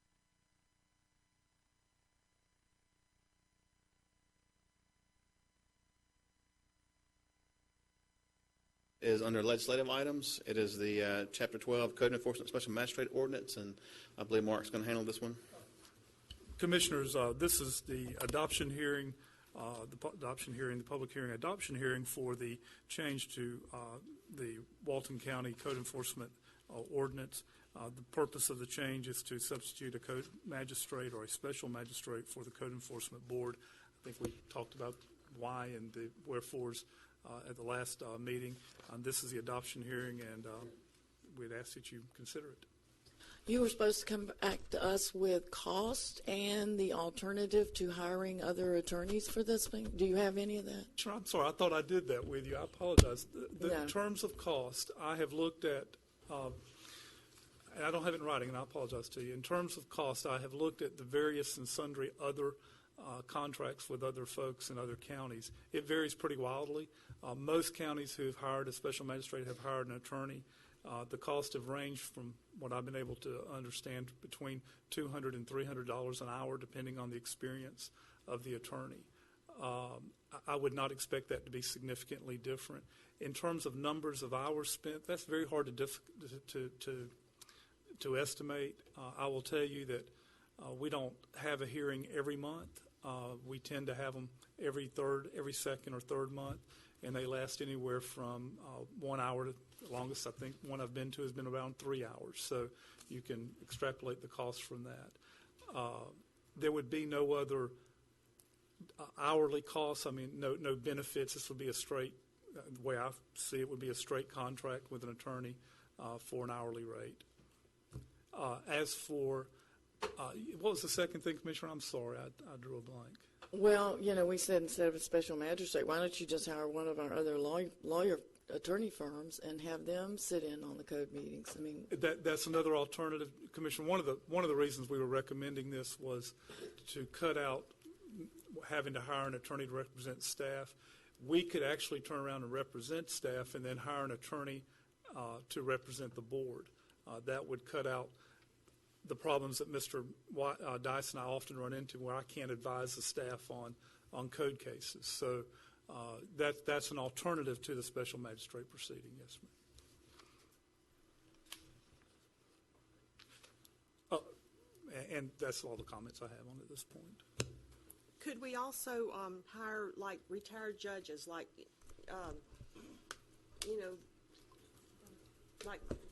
LaPorte or yes, ma'am. Do we have pools? I mean, there's no pools for hearing officers, or no? No, ma'am. There are state-appointed special and general magistrates that are judicial officers that work for the judiciary. Mm-hmm. They would not be available to do this kind of work. The question about retired judges, if the retired judge is still a member of the Florida Bar, he or she would not be precluded from responding to the RFQ. No, ma'am. They So it certainly would can be do that. RFQ, just to see who's interested? Yes, see? ma'am. I got you. Yes, ma'am. Well, I think it's going to be pretty hard to find somebody who doesn't have any kind of conflict of interest in this county or a surrounding county. So, and everybody brings everybody has prejudices. That's just the way human beings are. So I think you're sending a message the day after Memorial Day that, we don't really want to hear you people.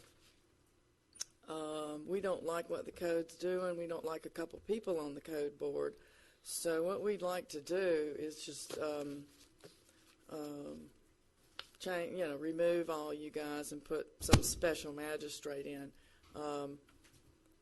What's next? What's next? This requires people to hire an attorney. I think it puts citizens at a loss for being able to provide information that's may not be in the code, because as we know, the codes are written so loosely that you can get just about anything out of them that you want. I think this is a mistake. I think this is going to send a message to the citizens that we don't want citizen boards. We don't want you guys. We want somebody who's got a law degree and 5 years of experience to basically gavel you down. So I'm against it. I think it's I think that especially in light of a couple of cases that have come through that the code accepted, and some people are just not real happy about that. So let's change the system. And I'm going to be voting against this. I'm not sure one way or the other, but I will say the same argument. If your argument about a judge could be biased for some reason, then people on the code board, because you said because they're kids, then they also could be biased. So I guess it speaks to either way. Well, you have 7 people, though, and you have more of a peer group and more of a chance. How would you like a jury of 1, and that guy doesn't like you, or that guy has a problem with some relative of yours? Yeah. That's the problem. That's why it would, if we go through with this, then it has to be someone who has no ties to anyone in county government, any to the commissioners. It has to be somebody that has no financial or relationship, father, mother, brother, sister, aunt, uncle, that kind of thing, So if we go through with it. In order to open this up to public comment, what's the wishes of the board? We need to make We need a motion, a second, then we can open up for public comment. All right, I'll make the motion, so we can open it up for public comment. Second. To accept? Yeah. Okay. So we can talk about it, yeah. And I'll second that. Okay, we have a motion, a second. Commissioners, any other comments before we open up to the public? Public comments. Representative Gates. Thank you, Mr. Chairman. I hope I'm not wearing out my welcome, but this is an issue that the state of Florida has looked at, and I would advise the board not to do this, and here's why. The 2014 Annual Auditor General Report reviewed the issue of special magistrates. They reviewed them specifically in the context of value adjustment boards, but I think there are a lot of corollaries here. And these aren't my findings. This is the Auditor General of the state. What they find is that special magistrates are very good for the government and very bad for the citizens. The only reason to do this is to slope the tables in favor of the government, because what happens is special magistrates who repeatedly rule on behalf of the citizens lose their jobs. They get blackballed. And then when special magistrates respond to these RFQs and are involved in discussing with your staff the proposal, they often tout the frequency with which they rule against the citizens and for the government. And again, this is not conjecture. This is not anecdotal evidence. These are the findings of the state auditor general. These are bad ideas. In the upcoming legislative session, my committee will be looking at ways to eliminate these options where we allow people to sit to rule for the government and not for the people. The issue of bias was raised, and I think Commissioner Meadows is correct that, look, we all have biases. I have biases. Each of us have biases.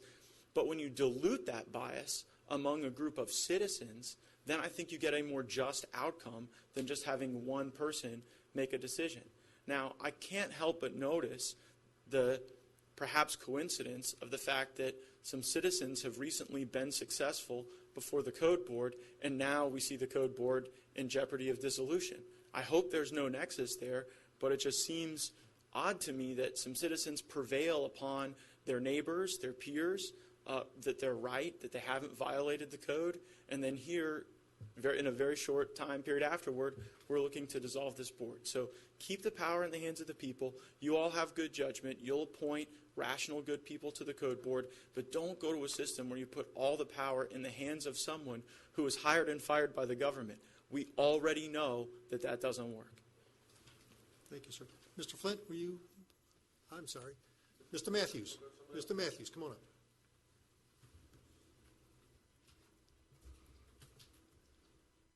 Dana Matthews, citizen of Walton County. Mr. Chairman, Commissioners. Can you spell your last name for the clerk, please? Matthews. Thank you. I wanted just to share with you a lawyer's perspective and also as a citizen.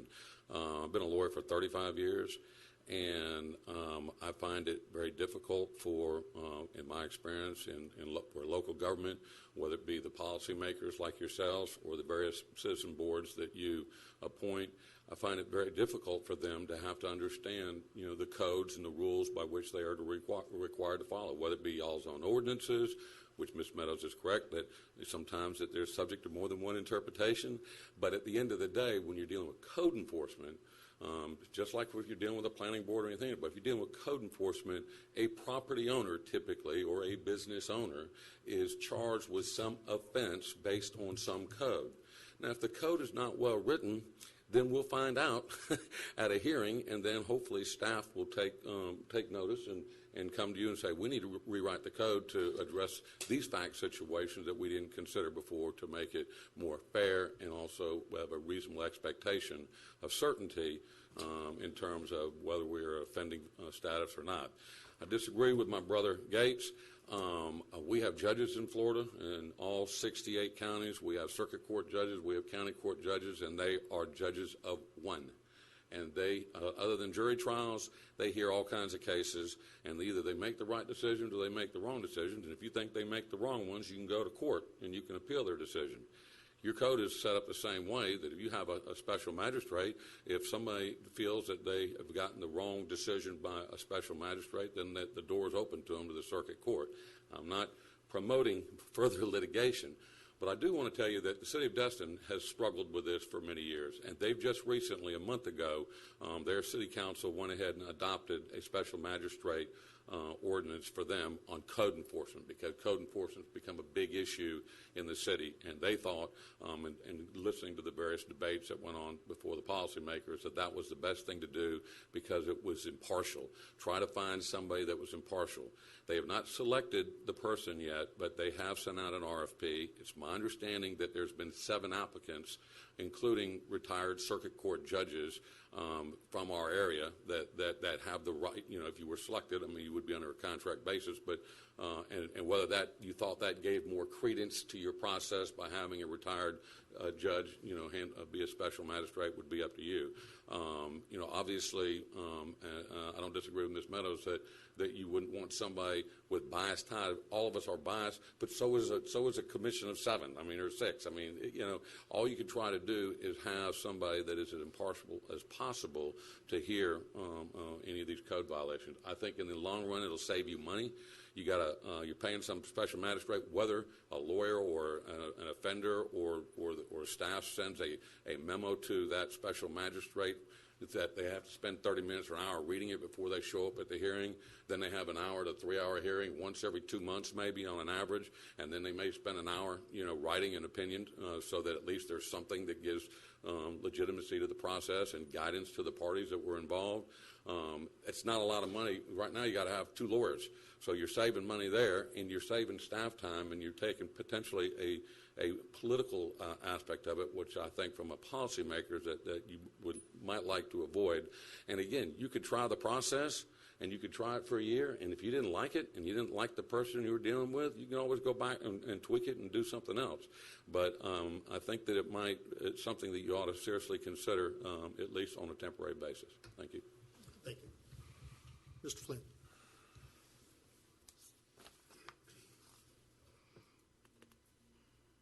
Mike Flint, Miramar Beach. And thank you very much. Spell your last name, please.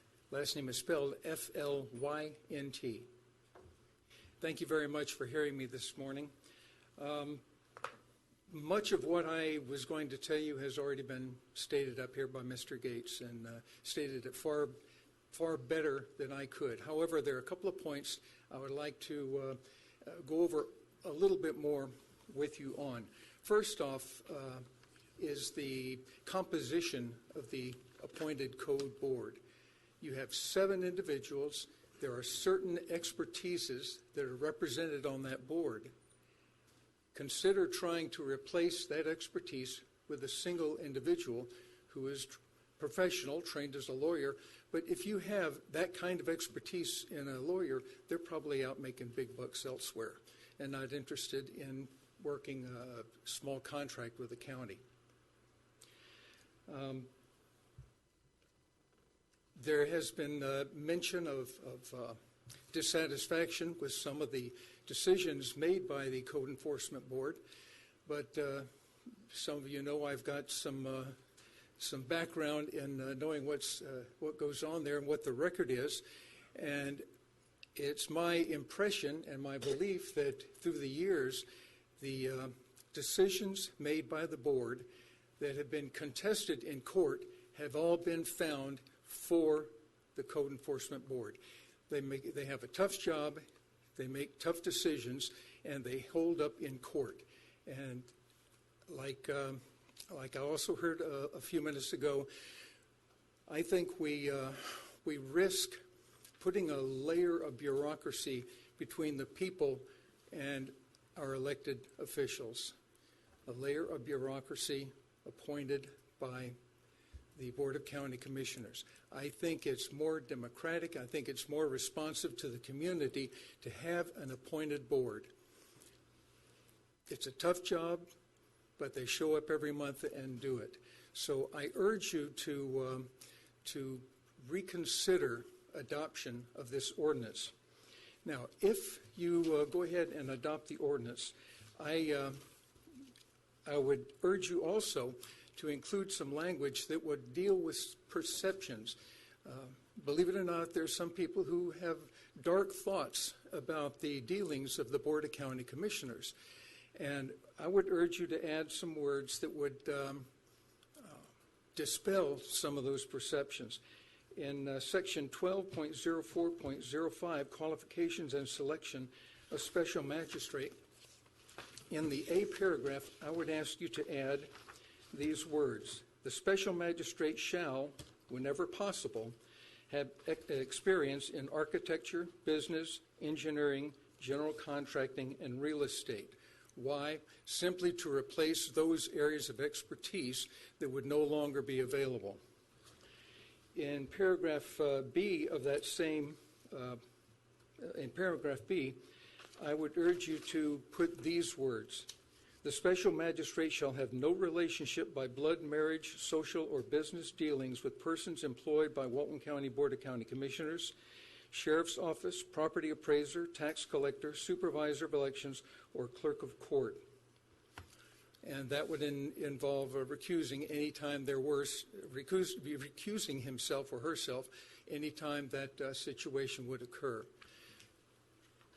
Maybe this is going an extra mile. Perhaps that's appropriate if you decide to go ahead and appoint a special magistrate. But you can help control the perception that people have that dark things go on this board. That's a perception. I'm sure you've heard it before. when I discuss the Board of County Commissioners with my friends in Okaloosa County, their response often is, "Oh, Walton County." So you've got an uphill walk there, and I would urge you to reconsider this particular action because of perceptions and because of what you lose when you get rid of the expertise on that 7-member board. And I thank you for the time. Thank you, Mr. Flake. Yes, ma'am. As she's coming up, I want to ask Mark a question. Yes, ma'am. I know that there are requirements like on the competency board and all that as to, certain levels of, is there on the code board as well? I thought it was just general people.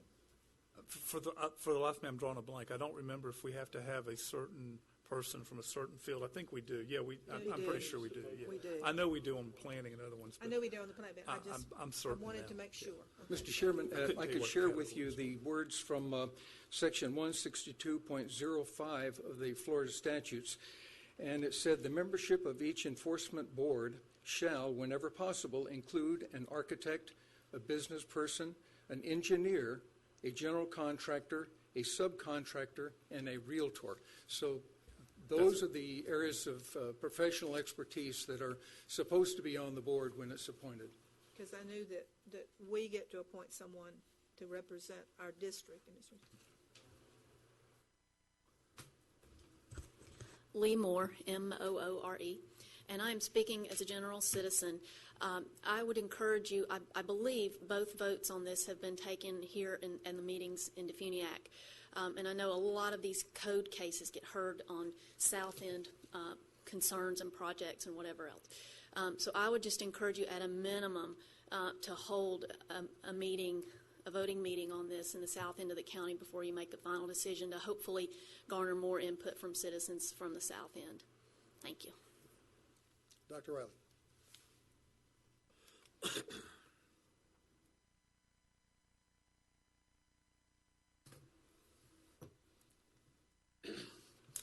Don Riley, D-O-N-R-I-L-E-Y. Matt Gates pretty well stated better than I my central thesis, but I'll repeat it in my words. And that is that this looks like another instance of more government of, by, and most particularly for the government. I would remind each of the 5 of you that at one juncture, you will either be dead or a private citizen, just like me, just like everyone else in this room. And you too, your family too, will be subject to the vagaries of a decision by one person who is not a citizen of this county, who is not one of your neighbors, who does not know the circumstances.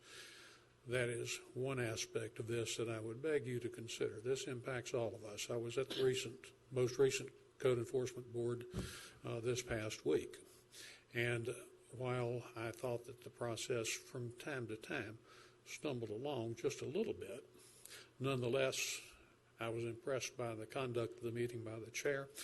I was impressed by the discussion, free and frank discussion, and I was impressed that, at least in my humble opinion, the Code Enforcement Board rendered the most intelligent decision that I thought was possible under the circumstances, and I thought a very just one that will lead to the resolution ultimately of the problem in question, satisfactory to both the party before the board as well as the interests of the county.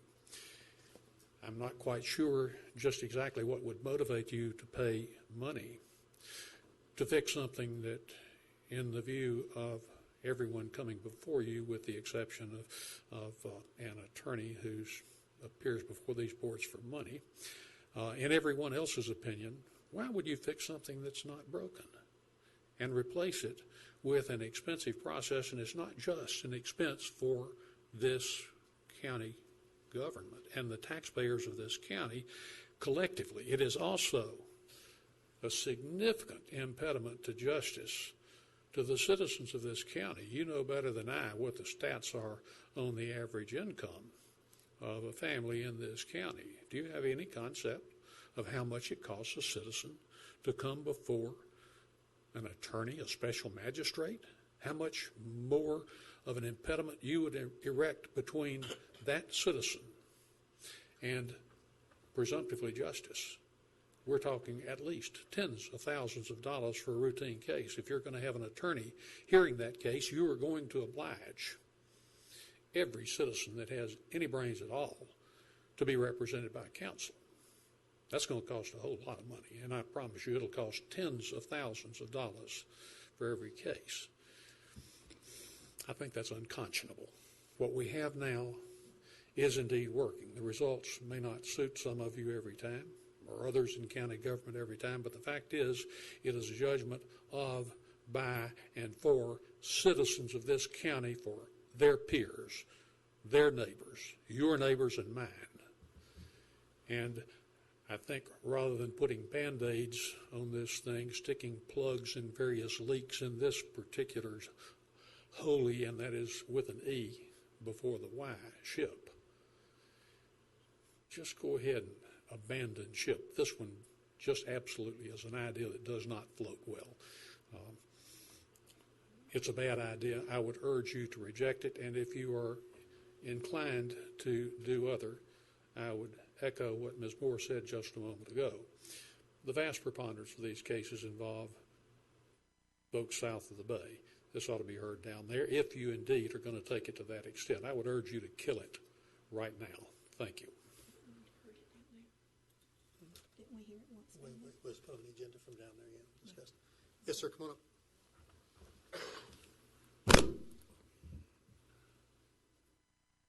Tom Stein, S-T-E-I-N, Chairman of the Code Board. I've been to 3 of these meetings, with the exception of Mr. Matthews, who you could argue had a ulterior motive. Every single citizen has spoken against replacing the board with a magistrate. The Planning Commission, not a board that's inclined to have unanimous decisions, unanimously found that this was a bad idea. I don't hear it. I don't hear what the argument is to do it. It seems like there's a hidden agenda. We all hint at what it might be. But in the absence of some positive reason to do it, if you sit there and vote this down, as I think you're inclined to do, consider the consequences, okay? Not just you aren't going to get elected if people get angry enough, but just consider the consequences of what you've done. Thank you. Ms. Harris, did you want to speak?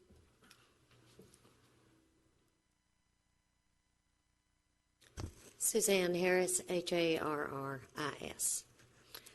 I've been to the Code Board meetings, and I flew all of our witnesses in for the first one, where the county accidentally advertised it for 2004. So I had 4 people flown in here, motel rooms and food that we couldn't do because it was advertised wrong. Didn't bother me. I understand some people got upset on the Code Board because my attorney, Matt Gates, was in legislature and we couldn't do it. So last Thursday, I flew all the people back in again. And then I find out that, one person's mother had died and we needed an extension. I would always give an extension, and especially that person, because I've known him since he first came to the county.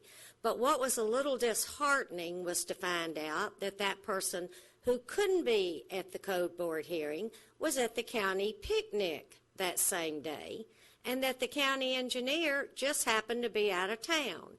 So we needed a continuance. That continuance was okay with me too. I think where some of the breakdown is, it was very disalarming to me the first time I went that the Nippers case was going on at that time, and that the Nippers won, and I had already left, and the next thing I know is this board is talking about, Mark Davis is recommending to this board, y'all file suit against your own Code Board. Now, that didn't make much sense, but in the back of my mind, I said, well, something's coming next. So the Nippers go to court, and they win, and then y'all file an injunction against them. So my problem is this. if I come before the code board, and I'm willing to take my chance among these 7 people, and I certainly am, some of them probably hate me, some of them, 1 or 2, may not even know me. But I think these 7 people will listen to my side of the story. They'll read all the emails I have from Larry Jones and other people about this, and I think they'll make the right decision. And if they choose not to, I still have the right to go to court. But I feel sorry for the people on the code board that are doing the best job they can, knowing, well, gee, we almost got sued for voting against the Nippers, for voting for the Nippers. So now if we vote for Ms. Harris, we're probably going to get sued again. I think you need to leave these 7 people. I think if you took a vote of the county, a lot of the people of the county might say just get rid of the whole BCC and just get a judge up here to make all the decisions. I don't always think y'all make the right ones, and I don't always think you make the wrong ones.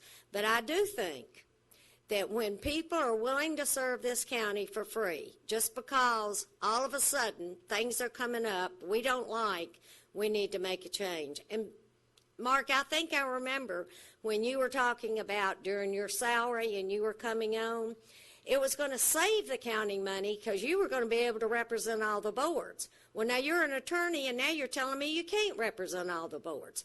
No, ma'am, that's not what I said. And frankly, nobody asked, let me start from the beginning of your comment. Nobody asked this commission to sue the county code board.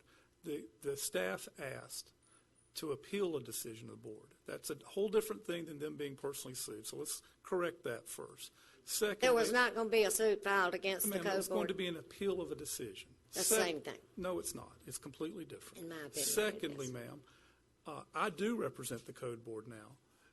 And we can hire an attorney to represent the code board. But when I represent the code board, which I'm doing now, and I like representing them, they're fine people. I have a lot of respect for Mr. Stein, known him a long time. But when I represent the code board, I cannot, nor Sydney, provide advice to the staff regarding code cases. The statute's pretty plain that that's a conflict of interest. So we being the county, has to hire an attorney to represent the staff. You saw that attorney at your code hearing last week. So if there's money going to be saved, and in the end, I don't think it is a savings, frankly. I think it's a bit of a wash, maybe a little more expensive to have a magistrate. If we had a magistrate, then I could represent the staff.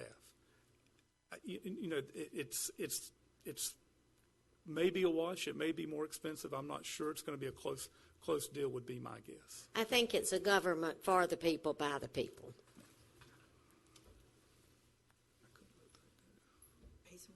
Doctor, have you already commented on this? Oh, and just one more thing. Again, one more.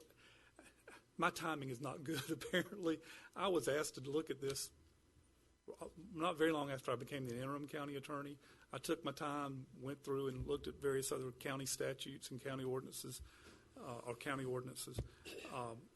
The timing has nothing to do, frankly, and I apologize if it seems that way or if it's coming out that way with recent code board decisions. I'm sorry, maybe I'm a little naive, but the two didn't have anything to do with each other in my mind. I had been looking at it for a long time. We had a list of projects that the county administration was asking you guys for us to continue to look at. We all voted sometime in January, February for us to do that. This was one of them, so that's the timing. It didn't. I just don't think that way. It just didn't have anything to do with the. And to go along with what you're saying, I remember when I was on the commission before, we were having these same discussions about various hearing officers. So with me, it's nothing to do with what case came before the code, or it's just a way of improving if the codes are getting more complicated. And I definitely agree we need to look at codes and we need to fix the ones that need fixing. But if they're getting more complicated, then to me it's a way of,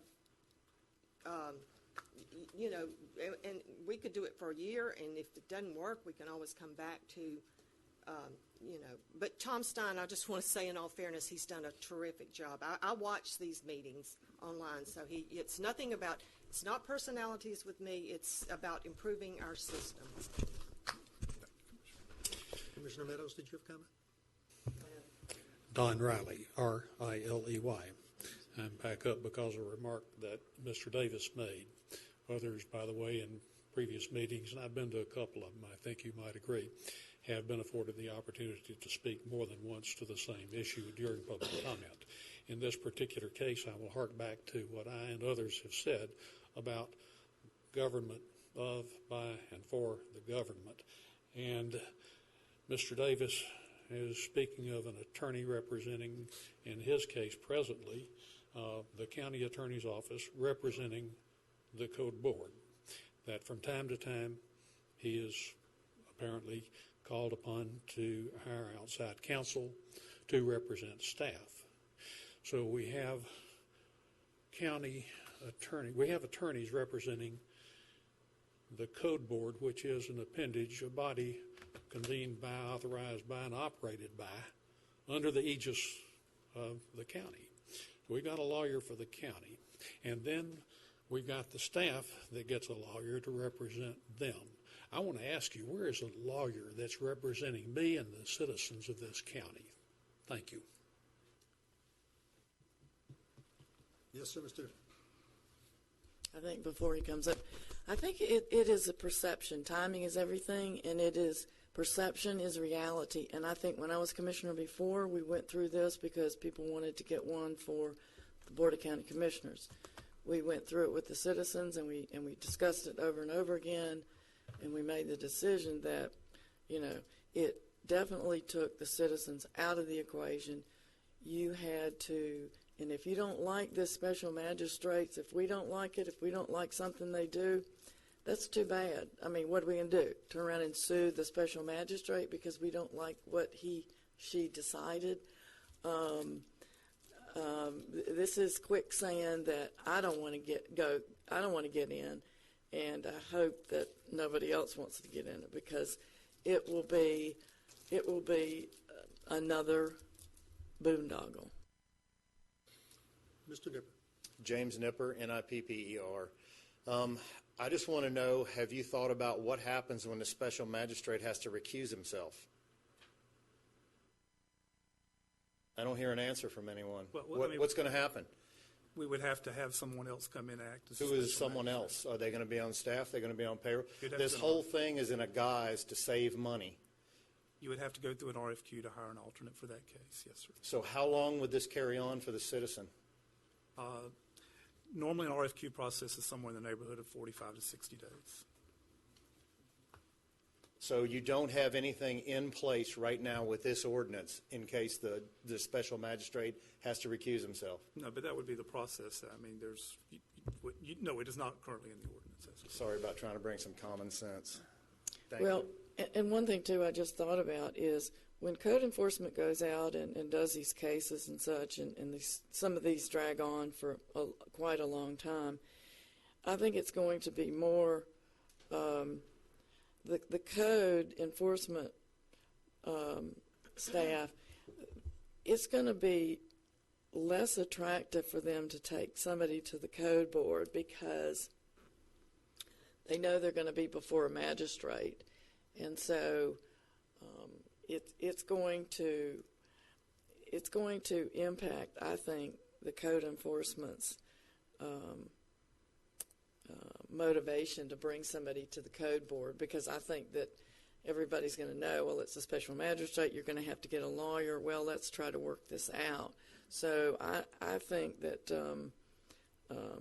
it's going to create even more chaos in code enforcement, because you're now not looking at your fellow citizens, you're now looking at basically a judge. And I know cases in South Walton that have gone on for years that we should have filed injunctions on, we should have made moves on, and we didn't, because either we couldn't figure out how to do an injunction, or we couldn't really do that because summer was here, we couldn't do this because that was here, and we dance around that constantly. So all of a sudden, though, we're going to be, let's get these cases solved, let's file these injunctions, let's do this, let's do that.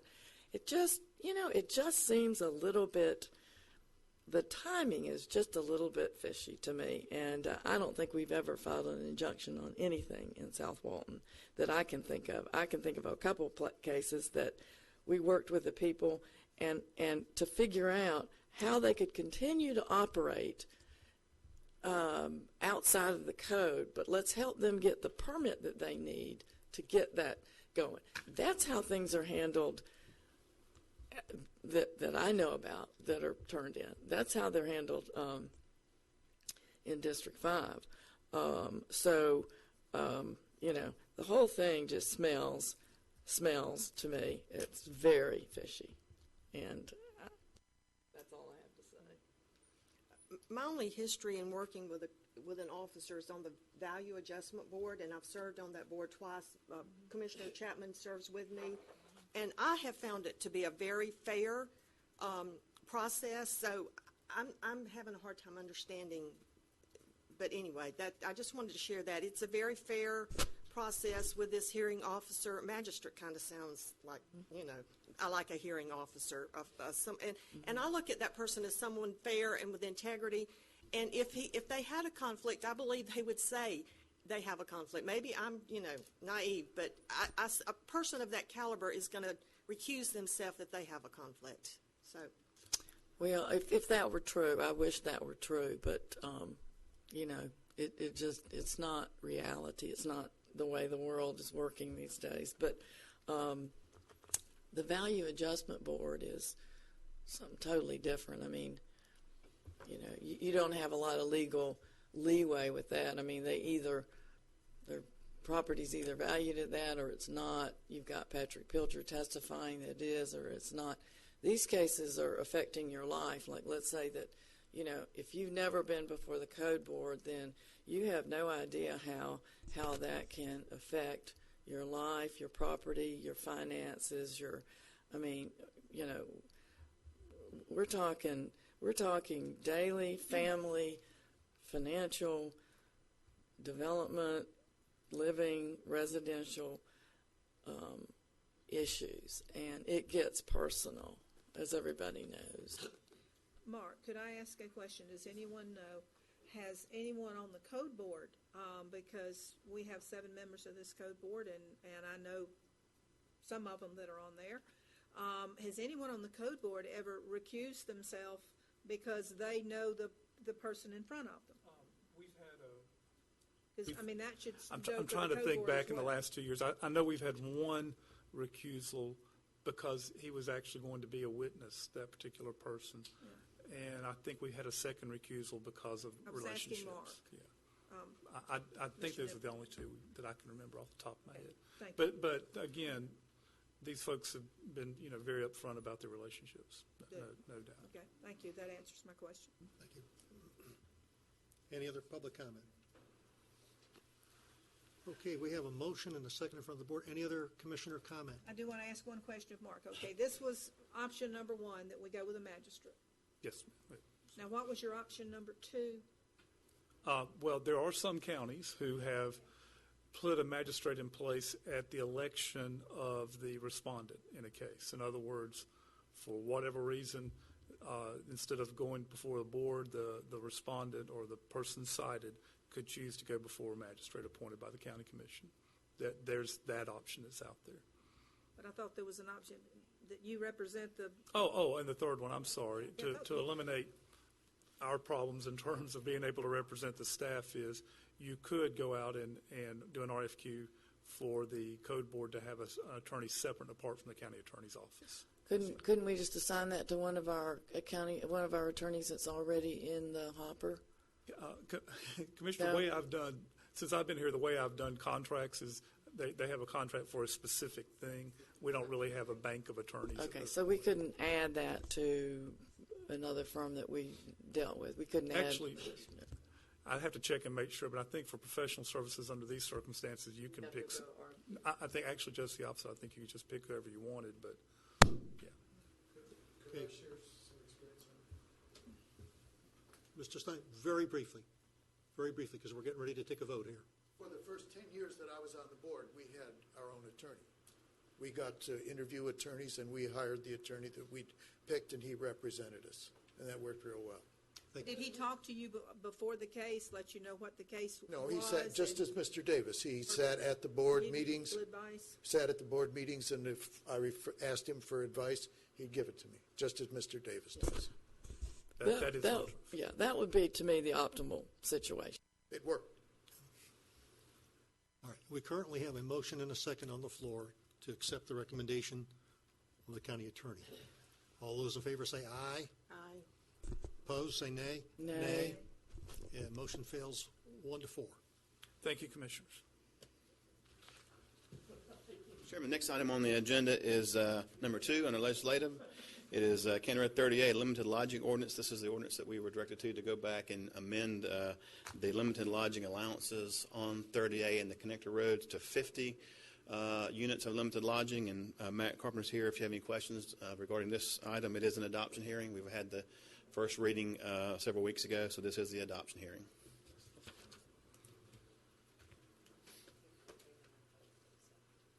Okay, Wayne. Yes, ma'am. This is 50 rooms on 30A and the north-south roads. Corridors, yes, ma'am. Corridors, okay. Yes, ma'am. On 98, I think it's still 125. Still 125. And what about Scenic Gulf Drive? Is there any? Yeah, still It's 125. Okay. What did we ever do about the intersection? If it was abutting the 98 intersection, Commissioner Matt Carpenter for the Planning Department. We have added language at your direction or the board's direction at the last meeting to accept those parcels that also fall within the US 98 scenic corridor. So if you're in the US 98 scenic corridor, you're not restricted to 50 units, even though you may also be in the 30A corridor. But if you're only in the county road or the scenic 30A corridor, then you would be limited to 50 units for any new development. Motion to approve. Have a motion and a second. Commissioners, any discussion? Any public comment? Yes, ma'am. Come on up.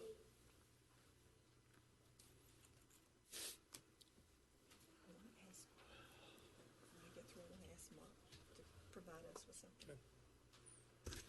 50 rooms is, and this question was asked, I think, at the planning board meeting. 50 rooms is a room with no lockouts, and it's usually at the most 2 queens, 1 king.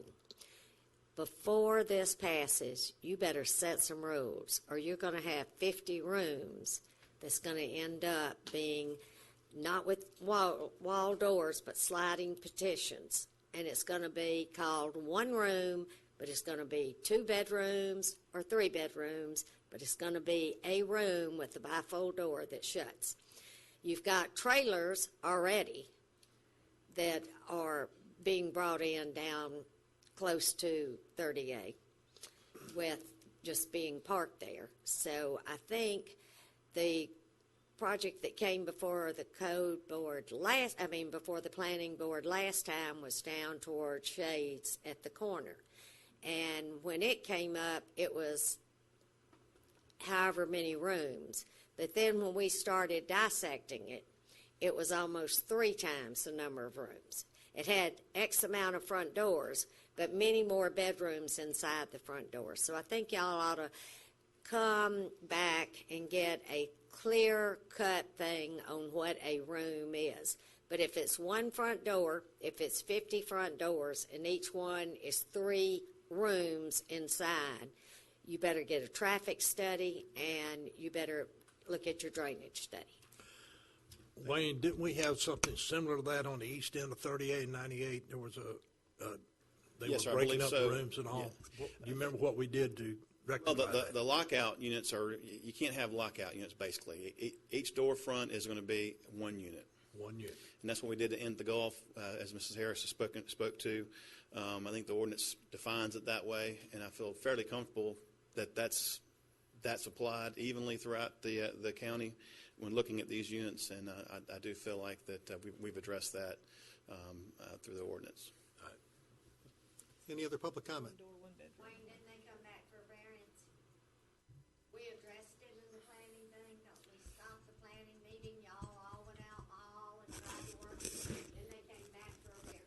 As I recall, in the Gulf, we had a couple of units that had the lockout. Is that right? You had double the amount of units. I don't think it was a double. I think we had a couple of units. Commissioners, we have no problem with lockout units anywhere in Walton County at present. The planning department is very clear on what the definition of a lockout unit is. If it can be rented separately from any other portion of the building, it counts as a room. Thank you. Thank you, Matt. You have a question? No. For something later when we're. Okay. Any other public comment? Okay, Commissioners, we have a motion and a second on the floor to accept this. All those in favor, and you have any other discussion? All those in favor say aye. Aye. Any opposed? Motion carries. Mr. Chairman, the next two items are quasi-judicial. If anyone who anticipates testifying, please stand up and raise your right hand. Do you solemnly swear or affirm the testimony you're about to give before this board will be the truth? Thank you. Anyone have any ex parte contacts they would like to disclose to the clerk? Seeing none, does anyone have any particular objections to any of the forms or notices, forms of the notices that were provided for the quasi-judicials? Hearing none, Mr. Chairman, it's all yours. Mr. Chairman, next item on your agenda is number 3, Bluff Lane Point. This is a replat in the Draper Lake subdivision. I'll ask Brian Underwood to come up and give a brief overview of this project. Thank you. Brian Underwood, Planning and Development Services. This is a plat application submitted by NCG Incorporated requesting the approval to replat the existing lots 3 and 4, Block 9, Draper Lake subdivision on approximately .269 acres, future land use of traditional neighborhood development. The project is located about 900 feet south of CR 30A on Bluff Lane. This is a shift of approximately 485 square feet from Lot 3 to Lot 4. It's a conveyance of property between the two lots. The project site had been previously approved as the Draper Lake PUD by Development Order 1710 in November of 2003. Subsequently, the final plat was approved and recorded in Plat Book 16, page 7, Walton County Public Records. There are no known code violations at the site. We have received no public comments as of May 12, 2015. And the recommendation is a motion to approve the Bluff Lane Point project subject to all comments being satisfied. Is the applicant here? I'm not sure. How did that house get, so the house got built on, like the lot line or something? The house got built on the lot line? It looks like, but it may not be. The house got built on the lot line and encroached over on the other lot, and so they had to I move think it. the lot on the east with the existing house is the one that is actually conveying the property to the vacant lot on the west side. Oh, okay. Okay, just curious. Okay. Do we have any public comment? Seeing none, what's the wishes of the board? Second. Have a motion and a second. Any further discussion? All in favor say aye. Aye. Any opposed? Motion carries. Thank you. The next item is the 30A Resort Subdivision. This is a plat application submitted by JGM Development consisting of 22 lots on approximately 2.84 acres with future land use of village mixed use. The major development order associated with this plat is number 14-001-0002 for the 30A Resort Subdivision. The developer has satisfied their transportation concurrency requirement through a proportional fair share contribution in the amount of $91,200. Financial assurances have been provided in the amount of $17,325, which is 110% of the total construction costs of the unfinished infrastructure. There will be a recreational fee in the amount of $49,084.32 due at the time of plat recording. because there's no public dedication of recreation lands on the parcel. There are no known code violations, and unless other evidence is presented to the contrary, the requested plat will be compliant with the development order, will meet the requirements of Florida Statutes Chapter 177 and the Comprehensive Plan and Land Development Code. How's stormwater being met? Mr. Matt Zinke can speak to that. He's with the engineering firm. We had a lot of discussion about this particular project dealing with stormwater, and I mean, would like to see what You're talking remedies. 22 units on 2 acres, roughly. I mean, This is that one that we approved, and we didn't give them a variance on the sides and setbacks and all that, and we worked with the stormwater. Remember, we held them up, and they worked on the stormwater, and so that the adjacent properties were okay, and I think they increased their retention pond area. But we went through this at the time. Yeah. Mr. Zinke, spell your last name for the clerk, please. Matt Zinke, last name spelled Zinke. I'm with GCT Engineering, Chairman, Commissioners. Yeah, we went through this project quite a bit as far as stormwater. It was actually before the 100-year storm requirements were in place. We went ahead and met those for a closed basin, so we're retaining a full 4 inches in our pond. The requirement's 1 inch. That's just to meet the 100-year storm requirements. In addition, we provided a 20,000 square foot compensatory storage volume area. And we worked through all this with Greg and Chance Powell to make sure we were, not going to do anything to impact the neighbors and to make sure we took care of our stormwater. We also have swales along the backside of the property to make sure that no stormwater runs off site. And to the best of my knowledge, the best of the property owner's knowledge, we have not had any issues. It is pretty much fully built. The only thing remaining was just a sidewalk and a fence. So it's been constructed, and we have not seen any issues at this time. when you say retention in common area, well, to me, a retention is a pond, is a hole, right? Yes, ma'am, it is. So how can you have I don't think common area. That's just a typical plating. Most of the time we plat them as a common in At some and point, we're retention going to area. have to quit jamming houses in. But anyway, enough said.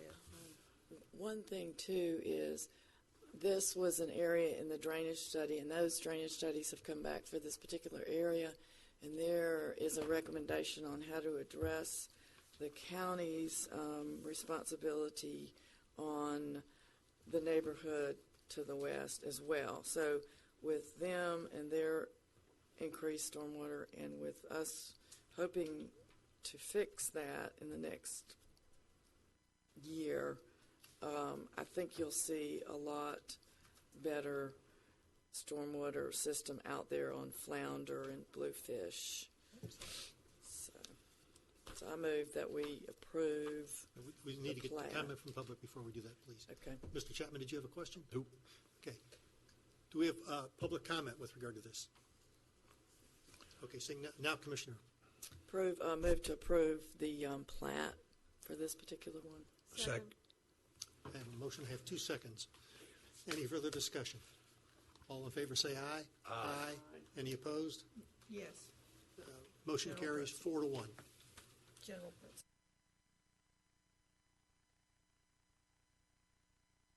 Executive session? So moved. And Commissioners, Leaving, you just. I was ready to go. I need a second. I have to read it. Second. Okay. Motion and a second. All right, in favor say Commissioners. aye. Aye. Aye. Any opposed? Okay. Yeah. While we're getting ready and everybody's leaving the room.